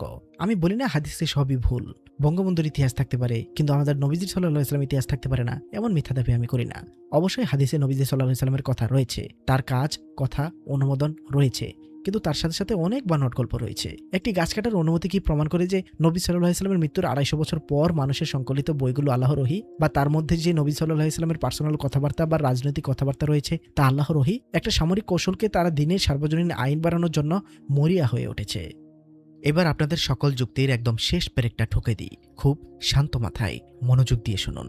আবার বলছি, এখন যা বলতে চলেছি তা পূর্বেরগুলোর থেকেও চমকপ্রদ এবং গুরুত্বপূর্ণ। এতক্ষণ আমরা দেখেছি আলেম সমাজ কিভাবে আয়াতের শব্দের অর্থ এবং প্রেক্ষাপট নিয়ে জালিয়াতি করে, কিন্তু এবার আমরা এমন একটি যুক্তি প্রয়োগ করতে যাচ্ছি যার সামনে তাদের 1400 বছরের সাজানো যুক্তির প্রাসাদ মুহূর্তের মধ্যে তাসের ঘরের মতো ভেঙে পড়বে। তারা গলা ফাটিয়ে চিৎকার করে কোরআনের বাইরে নবীজির কাছে ওহী আসতো, আর সেই কোরআনের বাইরের ওহীগুলোই হলো এই হাদিসের বইগুলো। খুব ভালো কথা, আপনাদের এই দাবিটা আমরা এক মুহূর্তের জন্য শতভাগ সত্য বলে মেনে নিলাম। আমরা মেনে নিলাম যে বুখারী, মুসলিম, আবু দাউদ, তিরমিজি এই বইগুলোই হলো কোরআনের বাইরের ওহী বা ওহী গায়রে মাতলুব। যদি তাই হয় তবে আসুন আজ আপনাদের দেওয়া দলিলগুলো দিয়েই আপনাদের বিচার করি। আপনারা কোরআনের যে 5টি আয়াতকে কোরআনের বাইরের ওহীর প্রমাণ হিসেবে দাঁড় করিয়েছেন, চলুন সেই 5টি আয়াতের খোঁজে আপনাদের হাদিসের বইয়ের পাতাগুলো একটু উল্টে দেখি। 1 সূরা তাহরিমের 3 নম্বর আয়াত। আপনারা বলেন আল্লাহ কোরআনের বাইরে ওহী পাঠিয়ে নবীকে জানিয়ে দিয়েছিলেন যে তার স্ত্রী গোপন কথা ফাঁস করেছেন, আর হাদিসই হলো সেই ওহী। তাহলে এবার আপনাদের হাজার হাজার পৃষ্ঠার হাদিস গ্রন্থগুলো তন্ন তন্ন করে খুঁজে আমাদের একটু দেখান তো ওই নির্দিষ্ট ওহীটি কোথায় লেখা আছে। কোথায় লেখা আছে সেই ওহীর বাক্য যেখানে আল্লাহ জিব্রাইলকে দিয়ে নবী সাল্লাল্লাহু আলাইহি সাল্লামকে জানিয়েছেন, হে নবী, তোমার অমুক স্ত্রী তোমার গোপন কথাটি আরেক স্ত্রীর কাছে ফাঁস করে দিয়েছে। কি ব্যাপার, খুঁজে পাচ্ছেন না? কিয়ামত পর্যন্ত খুঁজলেও পাবেন না, কারণ এমন কোনো ওহী সেখানে নাজিলই হয়নি। 2 সূরা বাকারার 143 নম্বর আয়াত। আপনারা বলেন বাইতুল মুকাদ্দাসের দিকে ফিরে নামাজ পড়ার নির্দেশটি আল্লাহ কোরআনের বাইরে ওহী দিয়ে নবীকে জানিয়েছিলেন, আর হাদিসই হলো সেই ওহী। খুব ভালো কথা, তাহলে হাদিসের বই থেকে সেই নির্দেশটি আমাদের একটু পড়ে শোনান। দেখান তো কোন হাদিসে আল্লাহ নবীকে নির্দেশ দিয়ে বলছেন, হে নবী, আজ থেকে তুমি জেরুজালেমের দিকে ফিরে নামাজ আদায় করো। কোথায় সেই ওহী? পুরো হাদিস ভান্ডার খুঁজলেও এই ওহীর একটা শব্দও আপনারা দেখাতে পারবেন না। 3 সূরা আল ফাতের সেই 27 নম্বর আয়াত। আপনারা দাবি করেন নবীজি যে মক্কায় প্রবেশের স্বপ্ন দেখেছিলেন সেটা কোরআনের বাইরে আল্লাহর একটা পাঠানো ওহী ছিল, আর হাদিসই হলো সেই ওহী। তাহলে দেখান হাদিসে কোথায় আল্লাহ বলেছেন, হে নবী, আমি তোমাকে এমন একটি স্বপ্ন দেখাচ্ছি যে তুমি মক্কায় প্রবেশ করেছো। কোথায় সেই আসমানি ওহী? নেই। 4 সূরা আল আহজাবের 37 নম্বর আয়াত। আপনারা সাধারণ মানুষকে ধোঁকা দিয়ে বলেন আল্লাহ কোরআনের বাইরে ওহী দিয়ে নবীকে জায়েদের তালাকপ্রাপ্ত স্ত্রীকে বিয়ের অনুমতি বা নির্দেশ দিয়েছিলেন। তাহলে আপনাদের হাদিসের বইগুলো খুলে আমাদের সেই লাইনটা বের করে দিন। কোথায় আল্লাহ বলেছেন, হে নবী, আমি তোমাকে জায়েদের স্ত্রীকে বিয়ে করার নির্দেশ দিচ্ছি, বা হে নবী, আমি তোমাকে জায়েদের স্ত্রীকে বিয়ে করার অনুমতি দিলাম? কি দেখাতে পারলেন না তো? কারণ এমন কোনো ওহীর বাক্য হাদিসের কোথাও লেখা নেই। 5 সূরা আল হাশরের সেই 5 নম্বর আয়াত। আপনারা বলেন বনু নাজির গোত্রের খেজুর গাছ কাটার অনুমতি আল্লাহ কোরআনের বাইরে ওহী দিয়ে নবীকে আগেই পাঠিয়ে দিয়েছিলেন। তাহলে দেখান সহিহ বুখারী বা সহিহ মুসলিমের কোথায় সেই ওহীটি লেখা আছে। কোন পৃষ্ঠায় আল্লাহ বলেছেন, হে নবী, আমি তোমাকে শত্রুদের খেজুর গাছগুলো কেটে ফেলার অনুমতি দিলাম? খুঁজে দেখুন, কিয়ামত পর্যন্ত খুঁজলেও এমন কোনো আসমানি নির্দেশের বাক্য আপনারা হাদিসে পাবেন না। ভাই ও বোনেরা, এবার নিজেদের সুস্থ মস্তিষ্কে একটা সহজ প্রশ্ন করুন। তারা দাবি করছে এই ঘটনায় আল্লাহ কোরআনের বাইরে ওহী পাঠিয়েছেন, আবার তারা দাবি করছে হাদিসই হলো সেই কোরআনের বাহিরের ওহী। অথচ যেই ঘটনাগুলো প্রমাণ হিসেবে দাঁড় করিয়ে তারা এই বিশাল থিওরিটা বানালো, সেই ঘটনাগুলোর একটি ওহীও হাদিসের বইয়ের কোথাও লেখা নেই। এর মানে কি দাঁড়ালো? এর মানে হলো আসমান থেকে জিবরাইল আলাইহিস সালাম এসে কানের কাছে ফিসফিস করে বলার মতো কোনো ফরমাল ওহী সেখানে নাজিল হয়নি। কি ভয়ঙ্কর এবং জঘন্য প্রতারণা! যে ওহীর কোনো অস্তিত্ব তাদের হাদিসের বইয়েই নেই, সেই কল্পিত ওহীর নাম করে তারা পুরো মানবজাতির ঘাড়ে মানুষের বানানো লক্ষ লক্ষ ফতোয়া আর কিচ্ছা কাহিনী একটি সমান্তরাল ধর্ম চাপিয়ে দিয়েছে, এবং নবীজি সাল্লাল্লাহু আলাইহি সাল্লামের কথা, কাজ, অনুমোদনকে আল্লাহর আরেকটি ওহী হিসেবে চালিয়ে দিয়েছে। আজ ফুরকান ও সাধারণ লজিকের এই চরম আঘাতে তাদের ১৪০০ বছরের এই জালিয়াতি একেবারে শেকড় থেকে উপড়ে গেল। সত্য যখন আসে, মিথ্যা তখন ঠিক এভাবে বিলুপ্ত হয়ে যায়। ভাই ও বোনেরা, এতক্ষণ আমরা কোরআনের এই ৫টি আয়াতের একেবারে চুলছেরা, অকাঠ্য এবং নির্দয় বিশ্লেষণ করে দেখলাম। হাদিসপন্থী আলেমরা আসলে আপনাদের সাথে কি ভয়ঙ্কর বুদ্ধিবৃত্তিক প্রতারণাটি করে থাকে। তারা জানে সাধারণ মানুষ আরবি বোঝে না, সাধারণ মানুষ কোরআনের শব্দগুলোর গভীর বিশ্লেষণ করে না। তাই তারা কোরআনের এই নির্দিষ্ট আয়াতগুলোর, যেখানে নবীজি সাল্লাল্লাহু আলাইহি সাল্লামের ব্যক্তিগত পারিবারিক খবর, সাময়িক প্রশাসনিক সিদ্ধান্ত, সামাজিক সংস্কার বা যুদ্ধক্ষেত্রের রণকৌশলগত বিষয়ের কথা বলা হয়েছে, সেগুলো নির্লজ্জভাবে কেটে এনে সাধারণ মানুষকে ধোঁকা দেয়। অথচ এগুলো যদি কোনোটাও যদি ওহী হয়ে থাকে, তারপরও আমাদের সেগুলো কোনো বিধান হয়ে দাঁড়াবে না। তারা নবীজি সাল্লাল্লাহু আলাইহি সাল্লামের ব্যক্তিগত জীবনের খবর বা ইশারাকে, যা একান্ত নির্দিষ্ট পরিস্থিতির কারণে দেওয়া হয়েছিল, সেগুলোকে দিনের সার্বজনীন বিধান বা শরীয়তের সাথে মিলিয়ে ফেলে। তার থেকে বড় কথা, এই আয়াতগুলো দিয়ে তো প্রমাণই হয় না যে কোরআনের বাইরে ওহী ছিল নবীজির উপর। আমাদের জন্য দিন সম্পূর্ণ হয়েছে, আমাদের জন্য বিধান পূর্ণাঙ্গ করা হয়েছে। আর সেই বিধান, সেই শরীয়ত, সেই ফুরকান হলো কেবল এবং কেবলই পবিত্র আল কোরআন। কোরআনের বাইরে আমাদের জবাবদিহিতার জন্য কোনো গোপন ওহী নেই, কোনো লুকায়িত জীবন বিধান নেই। তথাকথিত আলেমদের এই কোরআনের বাইরের ওহীর যুক্তিগুলো আজ ফুরকানের আলোতে একেবারে খটখটের মতো উড়ে গেল। কিন্তু এখানেই শেষ নয়। যখন তারা এই আয়াতগুলো দিয়েও আর সাধারণ মানুষকে ধোঁকা দিতে পারে না, যখন তাদের সমস্ত যুক্তি তাসের ঘরের মতো ভেঙে পড়ে, তখন তারা তাদের তন থেকে সবচেয়ে ভয়ঙ্কর এবং সবচেয়ে বেশি অপব্যবহার করা আয়াতটি বের করে তারা সূরা নাজমের ৩ এবং ৪ নম্বর আয়াত দেখিয়ে সাধারণ মানুষকে বোঝানোর চেষ্টা করে যে নবীজির মুখ থেকে বের হওয়া প্রতিটি কথাই নাকি আল্লাহর ওহী। নবীজি নাকি নিজের ইচ্ছায় কিছুই বলতেন না। তারা বোঝাতে চায় নবী সাল্লাল্লাহু আলাইহি সাল্লাম যখন বাজারে যেতেন, যখন খেতেন, যখন ঘুমাতেন, তার প্রতিটি কথা, প্রতিটি কাজই নাকি ওহী। ভাই ও বোনেরা, যখন তারা দেখে যে সূরা তাহরিমের, সূরা বাকারা বা সূরা হাশরের আয়াত দিয়ে তারা আর সাধারণ মানুষকে ধোঁকা দিতে পারছে না, তখন তারা আমাদের বোঝানোর চেষ্টা করে যে, আরে বোকার দল, তোমরা বলছো কোরআনের বাইরে ওহী নেই। আল্লাহ তো সূরা নাজমের ৩ ও ৪ নম্বর আয়াতে বলে দিচ্ছেন, আর সে মন গড়া কথা বলে না, তা তো কেবল ওহী যা তার প্রতি ওহী রূপে প্রেরণ করা হয়। অর্থাৎ নবীজি সাল্লাল্লাহু আলাইহি সাল্লামের নিজের মুখ থেকে বের হওয়া প্রতিটি কথাই হলো আল্লাহর ওহী। নবী সাল্লাল্লাহু আলাইহি সাল্লাম নাকি নিজের ইচ্ছায়, নিজের মন থেকে একটি কথা বলতেন না। তারা বোঝাতে চায় নবী সাল্লাল্লাহু আলাইহি সাল্লাম যখন বাজারে যেতেন, যখন স্ত্রীদের সাথে কথা বলতেন, যখন যুদ্ধক্ষেত্রে যেতেন, যখন খেতেন, যখন ঘুমাতেন, তার প্রতিটি কথা, প্রতিটি কাজ, এমনকি তার নীরবতাও নাকি আল্লাহর ওহী। আর যেহেতু নবীজি সাল্লাল্লাহু আলাইহি সাল্লামের সব কথাই ওহী, তাই নবী সাল্লাল্লাহু আলাইহি সাল্লামের নামে লেখা হাদিসের বইগুলোতে যা কিছু আছে তার সবই আল্লাহর ওহী।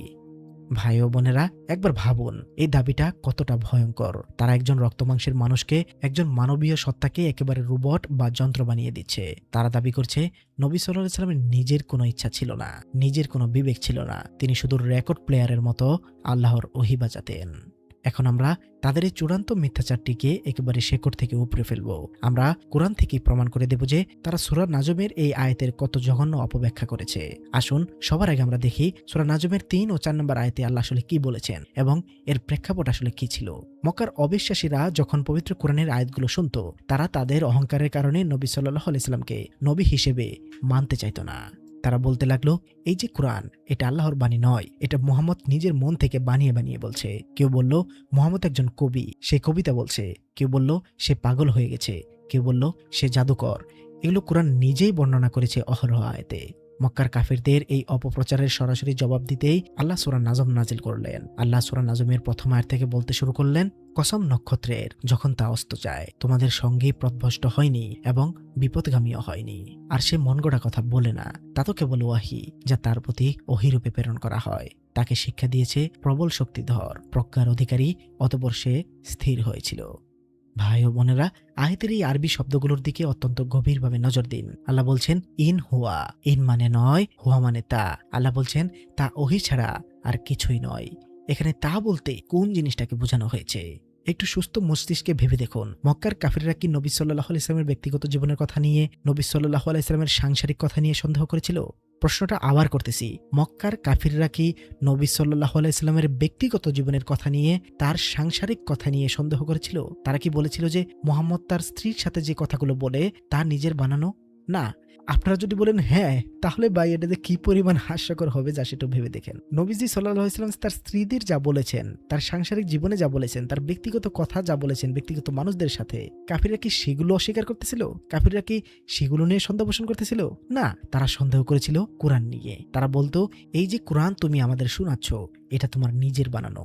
আর আল্লাহ সেই কোরআনের ব্যাপারে জবাব দিতে গিয়ে বলেছেন, হে মক্কাবাসী, আমার এই নবী তোমাদের যে কোরআন শোনাচ্ছে তা সে নিজের মন থেকে বানিয়ে বলছে না, এটি আল্লাহর ওহী। অর্থাৎ সূরা নাজমের এই আয়াতে ওহী বলতে সুনির্দিষ্টভাবে কেবল এবং কেবলই একমাত্র কোরআনকে বোঝানো হয়েছে। নবী সাল্লাল্লাহু আলাইহি ওয়াসাল্লামের 24 ঘন্টার ব্যক্তিগত জীবনের কথাবার্তাকে বোঝানো হয়নি। যদি তাই হতো কি পরিমাণ হাস্যকর হতো বিষয়টা, জাস্ট একটু ভাবেন। মানে বিষয়টা কেমন হতো আমি একটু বলি। নবীজি তার স্ত্রীকে বলতেছে যে, হে আয়েশা, আমাকে ভাত দাও। তো কাফিররা এসে বলল, এই যে নবীজি ভাতটা চাইলো, তো কাফিররা এসে বলল, এই যে নবীজি তার স্ত্রীর কাছে অর্থাৎ আয়েশার কাছে ভাত চাইলো, এইটা তিনি মন গড়া কথা বললেন, এইটা তিনি বানিয়ে বানিয়ে বলতেছেন। মানে একটু ভাবতে পারছেন যে বিষয়টা কতটা হাস্যকর হইতো। কিন্তু আমাদের সমাজের এই তথাকথিত আলেমরা কি করলো, তারা আয়াতের এই নির্দিষ্ট প্রেক্ষাপটকে সম্পূর্ণ লুকিয়ে ফেললো। তারা কোরআনকে বোঝানো ওই ইন হুয়া শব্দটিকে টেনে লম্বা করে নবী সাল্লাল্লাহু আলাইহি সাল্লামের পুরো জীবনের উপর চাপিয়ে দিল। তারা ফতোয়া দিয়ে দিল নবী সাল্লাল্লাহু আলাইহি সাল্লামের মুখ থেকে বের হওয়া যে কোনো কথাই নাকি ওহী। ভাই ও বোনেরা, এবার আসুন আমরা ফুরকানের বুলডোজার দিয়ে তাদের এই মন গড়া ফতোয়াটিকে একেবারে গুড়িয়ে দিই। আমরা যুক্তির কষ্টি পাথরে তাদের এই দাবিটিকে যাচাই করি। যদি আলেমদের দাবি অনুযায়ী আমরা এক মুহূর্তের জন্য তর্কের খাতিরে মেনেও নিই যে নবী সাল্লাল্লাহু আলাইহি সাল্লামের মুখ থেকে বের হওয়া প্রতিটি কথাই আল্লাহর ওহী ছিল, নবী সাল্লাল্লাহু আলাইহি সাল্লামের প্রতিটি কাজই আল্লাহর ওহী দ্বারা নিয়ন্ত্রিত ছিল, নবী সাল্লাল্লাহু আলাইহি সাল্লামের নিজের ইচ্ছায় কিছুই করতেন না, তাহলে পবিত্র কোরআনের ভিতরেই এক ভয়ঙ্কর সাংঘর্ষিক পরিস্থিতি তৈরি হয়ে যায়। কি সেই পরিস্থিতি? আমরা যদি পুরো কোরআন গভীরভাবে অধ্যয়ন করি তাহলে দেখব কোরআনের বেশ কিছু জায়গায় আল্লাহ নবী সাল্লাল্লাহু আলাইহি সাল্লামকে তার কিছু কাজের জন্য সরাসরি তার ভুল ধরিয়ে দিয়েছেন। আসুন আলেমদের সবচেয়ে প্রিয় সূরা তাহরিম থেকে শুরু করি। সূরা তাহরিমের 1 নম্বর আয়াতে আল্লাহ অত্যন্ত কড়া ভাষায় নবীজি সাল্লাল্লাহু আলাইহি সাল্লামকে বলতেছেন, হে নবী, আল্লাহ তোমার জন্য যা হালাল করেছেন তোমার স্ত্রীদের সন্তুষ্টি কামনায় তুমি কেন তা হারাম করছো? আর আল্লাহ অতীব ক্ষমাশীল, পরম দয়ালু। একটু থমকে দাঁড়ান, নিজের বিবেককে একবার প্রশ্ন করুন। এই আয়াতে আল্লাহ সরাসরি নবীজি সাল্লাল্লাহু আলাইহি সাল্লামকে হালকা করে ধমক দিচ্ছেন, কারণ নবী সাল্লাল্লাহু আলাইহি সাল্লাম একটি হালাল জিনিসকে নিজের জন্য হারাম করে ফেলতে চাচ্ছিল। সবার আগে আপনারা মাথায় জাস্ট একটা জিনিস সেট করে নিন, নবীজি যাই বলেন তাই ওহী, নবীজি যাই করেন তাই ওহী। এই জিনিসটা জাস্ট মাথায় লক করে রাখুন। এই জিনিসটা মাথায় লক করে তারপরের আলোচনাগুলো শুনুন। এখন আলেমদের দাবি অনুযায়ী নবীজি সাল্লাল্লাহু আলাইহি সাল্লামের সব কাজ সব কথাই যদি ওহী হয়, নবীজি সাল্লাল্লাহু আলাইহি সাল্লাম যদি নিজের ইচ্ছায় কিছুই না করে থাকেন, তবে এই হালাল জিনিসকে হারাম করার কাজটি নবী সাল্লাল্লাহু আলাইহি সাল্লাম কিভাবে করলেন? আলেমদের যুক্তি যদি সত্যি হয়, যেটা আপনার মাথায় লক করতে বললাম, যে নবীজি যাই বলে তাই ওহী, নবীজি যাই করে তাই ওহী, মানে তিনি ওহীর বাইরে কিছু করেন না, তাহলে কি বলতে হবে? আল্লাহ প্রথমে কোরআনের বাইরে জিবরাইল আলাইহিস সালামকে দিয়ে ওহী পাঠিয়ে নবীজি সাল্লাল্লাহু আলাইহি সাল্লামকে বললেন, হে নবী, তুমি হালালটাকে নিজের জন্য হারাম করতে চাও। তারপর নবী সাল্লাল্লাহু আলাইহি সাল্লাম ওহীটা পেয়ে সেটা হারাম করতে চাইলেন। এরপর আল্লাহ নিজেই আবার কোরআনের ভেতরে ওহী পাঠিয়ে নবী সাল্লাল্লাহু আলাইহি সাল্লামকে বকা দিয়ে বলতেছেন, হে নবী, তুমি কেন হালাল জিনিসকে হারাম করলে? ভাই ও বোনেরা, আপনাদের কি এদের যুক্তি শুনে হাসি পাচ্ছে না? এটা কি আল্লাহর শান হতে পারে? যে আল্লাহ মহাপ্রজ্ঞাবান, তিনি কি প্রথমে ওহী দিয়ে তার নবীকে ভুল করতে বলবেন, আবার নিজেই সেই ওহী দিয়ে সেই ভুলের জন্য বকা দেবেন? এটা তো একটা পাগলও করবে না। আর আল্লাহ তো সব প্রজ্ঞার আধার, আল্লাহর কথার কোনো হেরফের হয় না, আল্লাহ কোনো ছলনা করে না, কোনো নাটক করে না। তার মানে কি দাঁড়ালো? তার মানে হলো হালালকে হারাম করার ওই শপথটি, ওই সিদ্ধান্তটি নবী সাল্লাল্লাহু আলাইহি সাল্লাম আল্লাহর কোনো ওহী পেয়ে করেননি। নবী সাল্লাল্লাহু আলাইহি সাল্লাম একজন রক্তের মাংসের মানুষ হিসেবে, একজন ব্যক্তি হিসেবে নিজের সিদ্ধান্তে ওই ভুলটি করেছিলেন। অর্থাৎ নবীজি সাল্লাল্লাহু আলাইহি সাল্লাম ওই কাজ বা কথাটি আল্লাহর ওহী ছিল না, আর আল্লাহ কোরআন নাজিল করে নবী সাল্লাল্লাহু আলাইহি সাল্লামের সেই মানবিক ভুলটিকে শুধরে দিয়েছিলেন। এরপর আসুন পবিত্র কোরআনের সূরা আবাসাতে। তার আগে আপনাদের মনে করিয়ে দিই যে নবীজি রক্তে মাংসের মানুষ ছিলেন, তার ভুল ত্রুটি ছিল, তাই বলে এই নয় যে তিনি পাপী ছিলেন বা পাপ করেছিলেন। ভুল বা পাপ দুটো আলাদা বিষয়, মানে সম্পূর্ণ আলাদা। নবীরা নিষ্পাপ হন কিন্তু নির্ভুল না, তবে আল্লাহ তার সাথে সাথে আবার শুধরে দেন। তাই আমি কেউ ভুল বুঝবেন না, আমি এগুলো যুক্তির খাতিরে বলতেছি। নবীরা নিষ্পাপ ছিলেন কিন্তু তারা যে ভুলগুলো করত সেই ভুলগুলো আল্লাহ শুধরে দিতেন। যাই হোক, এবার আসুন সূরা আবাসাতে। সূরা আবাসার প্রথম 3টি আয়াতে আল্লাহ তাআলা বলতেছেন, সে ভ্রু কঞ্চিত করলো এবং মুখ ফিরিয়ে নিল, কারণ তার কাছে অন্ধ লোকটি আগমন করেছিল। আর কে সে তোমাকে জানাবে সে হয়তো পরিশুদ্ধ হতো? এই আয়াতের ঘটনাটা কি ছিল? মক্কার বড় বড় নেতাদের সাথে নবী সাল্লাল্লাহু আলাইহি সাল্লাম যখন অত্যন্ত গুরুত্বপূর্ণ আলোচনায় ব্যস্ত ছিলেন, তখন আব্দুল্লাহ ইবনে উম্মে মাকতুম নামের একজন অন্ধ সাহাবী সেখানে এসে নবী সাল্লাল্লাহু আলাইহি সাল্লামকে দ্বীনের বিষয়ে প্রশ্ন করতে লাগলেন। নবী সাল্লাল্লাহু আলাইহি সাল্লাম ওই মুহূর্তে বিরক্ত হলেন। তিনি ভাবলেন মক্কার নেতাদের বোঝানোটা এখন বেশি জরুরি। তাই তিনি অন্ধ সাহাবীর দিক থেকে বিরক্তি নিয়ে মুখ ফিরিয়ে নিলেন। যদিও এই আয়াতে নবীজিকে বোঝানো হয়েছে কিনা সেটা নিয়ে একটা বড় বিতর্ক আছে, আমরা সেদিকে যাব না, কারণ যাদের যুক্তি তাদের তাফসীর থেকে বলা ভালো। এখন আবার আলেমদের সেই খোঁড়া যুক্তিতে ফিরে যান। নবীজি সাল্লাল্লাহু আলাইহি সাল্লাম সব কাজে যদি ওহী হয়, তবে নবীজি যে অন্ধ লোকটিকে দেখে বিরক্ত হয়ে মুখ ফিরিয়ে নিলেন, সেটা কি আল্লাহর ওহী পেয়ে করেছিলেন? আল্লাহ কি কোরআনের বাইরে ওহী দিয়ে নবী সাল্লাল্লাহু আলাইহি সাল্লামকে বলেছিলেন যে, হে নবী, তুমি অন্ধ লোকটার দিক থেকে বিরক্ত হয়ে মুখ ফিরিয়ে নাও? আর নবী সাল্লাল্লাহু আলাইহি সাল্লাম সেই ওহী পালন করলেন, অর্থাৎ মুখ ফিরিয়ে নিলেন। এরপর আল্লাহ আবার কোরআনের ভেতরে সূরা আবাসা নাজিল করে নবীজিকে ধমক দিয়ে বললেন, তুমি কেন মুখ ফিরিয়ে নিলে? কি চরম হাস্যকর আর কোরআনের সাথে কি জঘন্য বেয়াদবি এই দাবিটি। স্পষ্টতই নবী সাল্লাল্লাহু আলাইহি সাল্লাম ওই অন্ধ সাহাবীর দিকে মুখ ফিরিয়ে নিয়েছিলেন সম্পূর্ণ নিজের মানবিক বিচার বিবেচনা থেকে। তিনি একজন মানুষ হিসেবে ভেবেছিলেন যে নেতাদের বোঝানো বেশি জরুরি। এটি তার সম্পূর্ণ নিজস্ব সিদ্ধান্ত ছিল, আল্লাহর কোনো ওহী ছিল না। আর আল্লাহ কোরআন দিয়ে প্রমাণ করে দিলেন যে নবী সাল্লাল্লাহু আলাইহি সাল্লামের ওই নিজস্ব মানবিক সিদ্ধান্তটি সঠিক ছিল না। এবার আরেকটি উদাহরণ দিই, সূরা আনফালের 66 নম্বর আয়াত। এই আয়াতে আল্লাহ তাআলা বলতেছেন, কোন নবীর জন্য সঙ্গত নয় যে তার নিকট যুদ্ধবন্দী থাকবে যতক্ষণ না তিনি জমিনে রক্ত প্রবাহিত করেন। তোমরা দুনিয়ার সম্পদ কামনা করছো, অথচ আল্লাহ চাচ্ছেন আখিরাত, আর আল্লাহ পরাক্রমশালী, প্রজ্ঞাবান। বদরের যুদ্ধের পর যুদ্ধবন্দীদের ব্যাপারে নবী সাল্লাল্লাহু আলাইহি সাল্লাম সিদ্ধান্ত নিয়েছিলেন যে তাদের কাছ থেকে মুক্তিপণ নিয়ে তাদের ছেড়ে দেওয়া হবে। নবীজি সাল্লাল্লাহু আলাইহি সাল্লাম এই সিদ্ধান্তটি তার সঙ্গীদের সাথে পরামর্শ করে নিয়েছিলেন, কিন্তু আল্লাহ এই আয়াতের মাধ্যমে নবী সাল্লাল্লাহু আলাইহি সাল্লামের সেই সিদ্ধান্তকে ভুল সাব্যস্ত করলেন।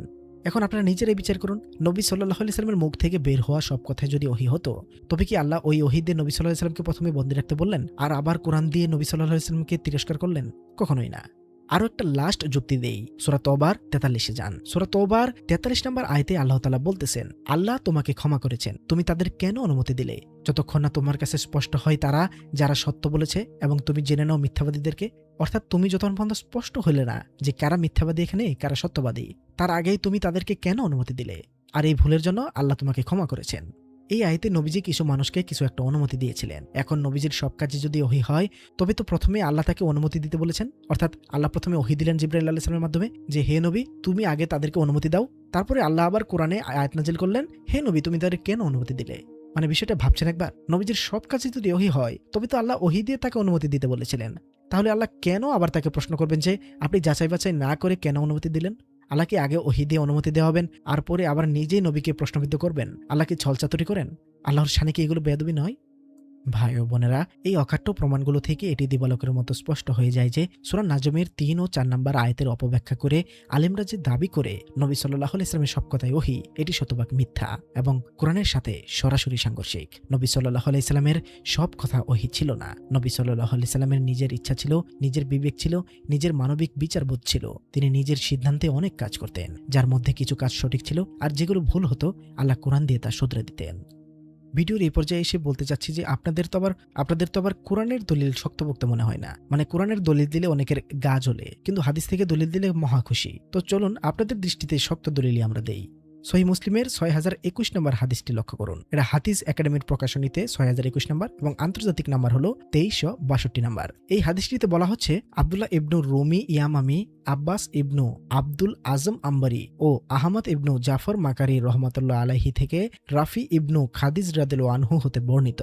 তিনি বলেন, রাসূলুল্লাহ সাল্লাল্লাহু আলাইহি ওয়াসাল্লাম মদিনায় আসলেন। সে সময় লোকেরা খেজুর বৃক্ষ তাবির করত। বর্ণনাকারী বলেন, অর্থাৎ খেজুর বৃক্ষকে পরাগায়ন করাতো, অর্থাৎ তাবির করা মানে পরাগায়ন ঘটানো। তখন রাসূলুল্লাহ সাল্লাল্লাহু আলাইহি ওয়াসাল্লাম বললেন, তোমরা কি করছো? তারা বলল, আমরা তো এমন করে আসছি। তিনি বললেন, তোমরা এমন না করলেই ভালো হয়। অর্থাৎ যেভাবে তারা খেজুর গাছের পরাগায়ন করতেছিল সেটা নবীজি প্রত্যাখ্যান করলেন, অর্থাৎ তাদেরকে সাজেস্ট করলেন যে তোমরা এরকম না করলেই ভালো হয়। তাই তারা তা ছেড়ে দিল, অর্থাৎ তারা আর পরাগায়ন ঘটালো না। আর এতে করে খেজুর ঝরে পড়লো, কিংবা বর্ণনাকারী বলেছেন তার উৎপাদন হ্রাস পেল, অর্থাৎ খেজুরের ফলন ভালো হলো না। মানে নবীজি একটা নির্দেশ দিলেন, একটা সাজেস্ট করলেন যে তোমরা এমনটা না করলেই পারো, এরকম তাবির না করলেই পারো, মানে পরাগায়ন না ঘটালেই পারো। কিন্তু লোকগুলো কিন্তু পরাগায়ন ঘটাচ্ছিল, তখন তারা সেটা ছেড়ে দিল, মানে পরাগায়ন আর ঘটাইলো না। এতে করে কি হলো? খেজুর ঝরে পড়লো, কিংবা বর্ণনাকারী বলেছেন তার উৎপাদন হ্রাস পেল। বর্ণনাকারী বলেন, মানুষেরা রাসূলুল্লাহ সাল্লাল্লাহু আলাইহি ওয়াসাল্লামের নিকট এই ঘটনা ব্যক্ত করলো, অর্থাৎ নবীজি সাল্লাল্লাহু আলাইহি ওয়াসাল্লামকে গিয়ে জানালো। তখন তিনি বললেন, আমি তো একজন মানুষ মাত্র, এতে কোনো সন্দেহ নেই। দেখেন নবীজি নিজে বলতেছেন যে আমি তো একজন মানুষ মাত্র। কোরআনে কিন্তু এই আয়াত রয়েছে যে তিনি একজন মানুষ, তোমাদের মতোই মানুষ। আপনাদের তো আবার কোরআনের দলিল বেশি সত্য মনে হয় না, কিন্তু এখানেই দেখুন নবীজি নিজে বলতেছেন যে আমি তো একজন মানুষ মাত্র, এতে কোনো সন্দেহ নেই। আর বলতেছেন যে দিনের ব্যাপারে যখন তোমাদের আমি কোনো নির্দেশ দেই তোমরা তখন তা পালন করবে, আর যখন কোনো কথা আমি আমার ধ্যান ধারণা থেকে বলি তখন তা বুঝতে হবে আমি একজন মানুষ মাত্র। তার মানে নবীজি সাল্লাল্লাহু আলাইহি ওয়াসাল্লাম কি বলতেছেন, দিনের ব্যাপারে যদি তোমাদের কোনো নির্দেশ দেই তাহলে তোমরা তা পালন করবে, আর যখন আমি কোনো আমার কথা ধ্যান ধারণা থেকে বলবো তখন আমি একজন মানুষ মাত্র। তার মানে এখন আমাকে বলুন, আপনারা যে সূরা নাজমের 3 ও 4 দিয়ে দাবি করতেছেন যে নবীজির সব কথাই ওহী, তাহলে তিনি যে সাজেশনটা দিয়েছেন তোমরা এমন না করলে ভালো হয়, তার মানে এটা আল্লাহই তাকে ওহী দিয়ে দিয়েছেন। আল্লাহই বলেছেন হে নবী তুমি তাদেরকে বলো তারা যাতে পরাগান না ঘটায়, কিন্তু এতে করে কি হলো, উৎপাদন হ্রাস পেল। আর এই কথাগুলোই তো প্রমাণ করে যে আমি একজন মানুষ মাত্র, আমারও ভুল হতে পারে। এই কথাগুলোই তো প্রমাণ করে যে তার সব কথাই ওহী ছিল না। আর তিনি দিনের ব্যাপারে যে কথাগুলো বলতেন, যেগুলো তিনি কোরআনে বলতেন, যেগুলো কোরআনে তিনি রাসূলের দায়িত্ব পালন করতেন, যেগুলো আল্লাহ তাকে ওহী হিসেবে পাঠাইতো, সেগুলি কেবল দিনের অংশ। এর বাইরে তিনি যাই বলতেন সেগুলো তিনি একজন মানুষ হিসেবে বলতেন, এবং সেগুলো আল্লাহ প্রদত্ত বিধান হিসেবে নয়। আমি এর আগের ভিডিওতে বলেছি যে আপনারা নবীজির কথাবার্তাগুলোকে, যেগুলো হাদিসে পাওয়া যায়, কোরআনের সাথে যদি সাংঘর্ষিক না হয় আপনারা অবশ্যই মানতে পারেন, কিন্তু সেগুলোকে দিনের বিধান বানাচ্ছেন কেন? ভাই ও বোনেরা, এখন অনেকে বলতে পারেন নবীজি ভুল করলে আল্লাহ কেন বললেন সে মন গড়া কথা বলে না? তাহলে আসল সত্যটা কি? আসল সত্যটা লুকিয়ে আছে নবী ও রাসূল এই দুটি আরবি শব্দের চরম এবং চূড়ান্ত পার্থক্যের মধ্যে। আমাদের সমাজের আলেমরা এই নবী ও রাসূল এই শব্দ দুটিকে একেবারে জগা খিচুড়ি পাকিয়ে এক করে ফেলেছে। তারা সাধারণ মানুষকে বুঝতে দেয় না যে এই দুইয়ের মধ্যে আসমান ও জমিনের পার্থক্য রয়েছে। একটু অত্যন্ত মনোযোগ দিয়ে শুনুন। রসুল শব্দের অর্থ হলো বার্তাবাহক, বা যে মেসেজ নিয়ে আসে, বা যে মেসেজ প্রচার করে। একজন পোস্টম্যান বা ডাকম্যানের কাজ কি? তার কাজ হলো চিঠি প্রেরকের কাছে থেকে প্রাপকের কাছে হুবহু পৌঁছে দেওয়া। চিঠিটা খোলা বা সেখানে নিজের মত ঢুকানোর কোনো অধিকার তার নেই। যখন মুহাম্মদ সাল্লাল্লাহু আলাইহি সাল্লাম আল্লাহর রাসূল হিসেবে দায়িত্ব পালন করেন তখন তিনি কেবল এবং কেবলই কোরআনের আয়াতগুলো মানুষের কাছে পৌঁছে দেন। রাসূল হিসেবে তিনি নিজের মন থেকে একটি শব্দ বলেন না। রাসূল হিসেবে তিনি যখন মানুষের সামনে কোরআন তেলাওয়াত করেন তখন তার মুখ থেকে বের হওয়া প্রতিটি শব্দই হলো আল্লাহর ওহী। সূরা নাজমের 3 ও 4 নম্বর আয়াতে এই রাসূল হিসেবে তার ভূমিকার কথাই বলা হয়েছে যে সে কোরআন পড়ার সময় নিজের মন গড়া কথা বলে না, এটা তো ওহী। এখানে প্রসঙ্গ রাসূল মুহাম্মদ সাল্লাল্লাহু আলাইহি সাল্লামকে নিয়ে, নবী মুহাম্মদ সাল্লাল্লাহু আলাইহি সাল্লামকে নিয়ে না। আর আমরা তো বললাম নবীজির ব্যক্তিগত কথাও যদি ওহী ধরেন তাহলে কি ধরনের হাস্যকর সমস্যা তৈরি হয় তা তো বলেইছি। মুহাম্মদ সাল্লাল্লাহু আলাইহি সাল্লাম শুধু রাসূলই ছিলেন না, তিনি একজন নবীও ছিলেন। নবী হিসেবে তিনি ছিলেন একজন মানুষ, মদিনা রাষ্ট্রের একজন সেনাপতি, একজন বিচারক, একজন বাবা এবং একজন স্বামী। নবী হিসেবে তিনি যখন বাজারে যেতেন, যুদ্ধক্ষেত্রের কৌশল নির্ধারণ করতেন, স্ত্রীদের সাথে কথা বলতেন, তখন তিনি তার মানবিক জ্ঞান, বুদ্ধি, অভিজ্ঞতা কাজে লাগাতেন। নবী হিসেবে তার ওই কাজগুলো আল্লাহর পাঠানো কোনো আসমানি ওহী বা শরীয়ত ছিল না, বরং তিনি নিজে রাসূলের অনুসরণ অর্থাৎ কোরআনের বিধান পালনের হাজার হাজার পদ্ধতিগত পদক্ষেপ নিতেন। অর্থাৎ আমাদের মতো তারও কিন্তু রাসূলের অনুসরণ করতে হতো, অর্থাৎ কোরআন মানতে হতো, তার মানে কোরআনের বিধান মানতে হতো, এবং সেগুলোই কিন্তু তিনি বিভিন্ন পদ্ধতিতে পালন করেছেন। আমরা কিন্তু বিধান বানান পদ্ধতি এই ভিডিওতে এই বিষয়গুলো স্পষ্টভাবে একদম বিস্তারিতভাবে আলোচনা করেছি। আপনারা না দেখে থাকলে ভিডিওটি দেখতে পারেন, সেই ভিডিওটি অতি গুরুত্বপূর্ণ হবে বলে মনে করি। নবী সাল্লাল্লাহু আলাইহি সাল্লাম হিসেবে তিনি ভুল করতে পারতেন এবং আল্লাহ কোরআনে তার ভুল শুধরে দিয়েছেন। কেন দিয়েছেন? ভাই, নবীর ভুল থাকলে তো মানুষের মধ্যে শ্রেষ্ঠ হতে পারতেন না, আবার ভুল না করলে তো মানুষ তাকেই ঈশ্বর বানাতো। কিন্তু রাসূল হিসেবে কোরআন পৌঁছে দেওয়ার ক্ষেত্রে তার কোনো ভুল করার সুযোগ ছিল না, কারণ কোরআন স্বয়ং আল্লাহর সুরক্ষিত ওহী। আমি এই সকল বিষয় নিয়েও বিস্তারিত আলোচনা করেছি যে কিভাবে আল্লাহর রাসূলকে সেফটি দেন, কিভাবে আল্লাহ সূরা ওয়াকিয়া 16-17 বলেন যে পাঠ করানোর দায়িত্ব কেবল আল্লাহরই। আমি সেই ভিডিওতে আলোচনা করেছি আল্লাহ, নবী ও রাসূলের মাঝে যৌক্তিক পার্থক্য কি হতে পারে। আপনারা চাইলে সেই ভিডিওটি দেখতে পারেন, তাহলে বিষয়গুলো আরো ক্লিয়ার হয়ে যাবে। আর আশ্চর্যজনকভাবে খেয়াল করলে দেখবেন যে ভুলগুলোর কথা কোরআনে নবীকে উদ্দেশ্য করে বলা, মানে কোথাও রাসূলকে উদ্দেশ্য করে বলা হয়নি। আমাদের আলেমরা এই সাধারণ এবং অকাট্য লজিকটা বুঝতে চায় না। তারা নবী মুহাম্মদ সাল্লাল্লাহু আলাইহি সাল্লামের মানব সত্তা আর রাসূল সত্তাকে এক করে ফেলেছে। তারা নবীজি সাল্লাল্লাহু আলাইহি সাল্লামের ব্যক্তিগত জীবনের কথাবার্তা, তার হাসি ঠাট্টা, তার পছন্দ অপছন্দ, তার যুদ্ধ কৌশল সবকিছুকে রাসূলের ওহীর মর্যাদায় নিয়ে গেছে।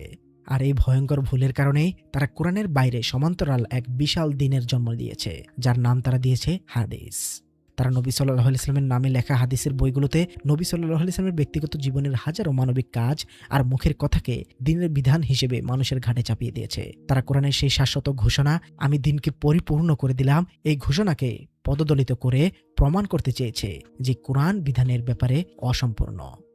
ভাই ও বোনেরা, এই দীর্ঘ আলোচনা থেকে আজ একটি বিষয় প্রমাণিত হলো, কোরআনের বাইরে কোনো ওহী নেই। ওহী মাতলু আর গায়রে মাতলু হলো বানানো এক প্রতারণা। সূরা তাহরিম, সূরা বাকারা এবং সূরা হাশরের আয়াতগুলো কোনোভাবেই কোরআনের বাইরে ওহী প্রমাণ করে না, এবং সূরা নাজম দিয়ে নবী সাল্লাল্লাহু আলাইহি ওয়াসাল্লামের সব কথাকে ওহী বানানোর যে ষড়যন্ত্র, তা কোরআনের অন্যান্য আয়াত দিয়ে পুরোপুরি ধুলোয় মিশে গেছে।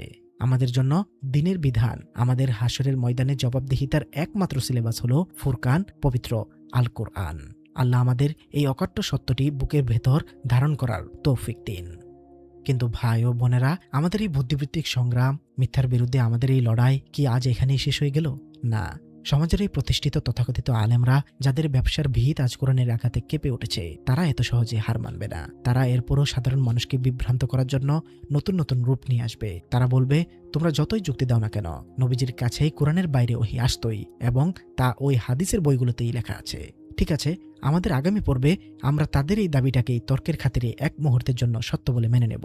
হ্যাঁ, শুনলে হয়তো অবাক হবেন, কিন্তু আগামী পর্বে আমরা তাদের যুক্তির মাঠে নেমেই তাদের চূড়ান্ত পরাজয় নিশ্চিত করব। আমরা তর্কের খাতিরে ধরে নেব যে আচ্ছা ঠিক আছে, মেনে নিলাম হযরত মুহাম্মদ সাল্লাল্লাহু আলাইহি ওয়াসাল্লামের উপর কোরআনের বাইরে ওহী নাজিল হতো, কিন্তু প্রমাণ করব ওহীগুলো ওই হাজার হাজার পৃষ্ঠার হাদিস গ্রন্থগুলোতে সংরক্ষিত নেই।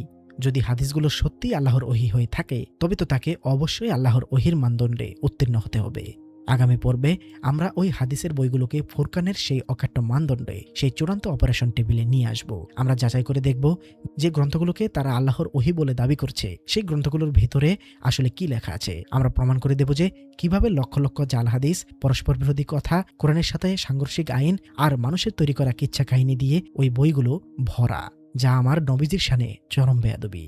ভাই ও বোনেরা, ততদিন পর্যন্ত সত্যের এই আলো বুকের ভেতর জ্বালিয়ে রাখুন, কোরআনকে আঁকড়ে ধরুন, কারণ সত্য যখন আসে তখন মিথ্যা বিলুপ্ত হতে বাধ্য, আর মিথ্যা তো বিলুপ্ত হওয়ারই জন্য।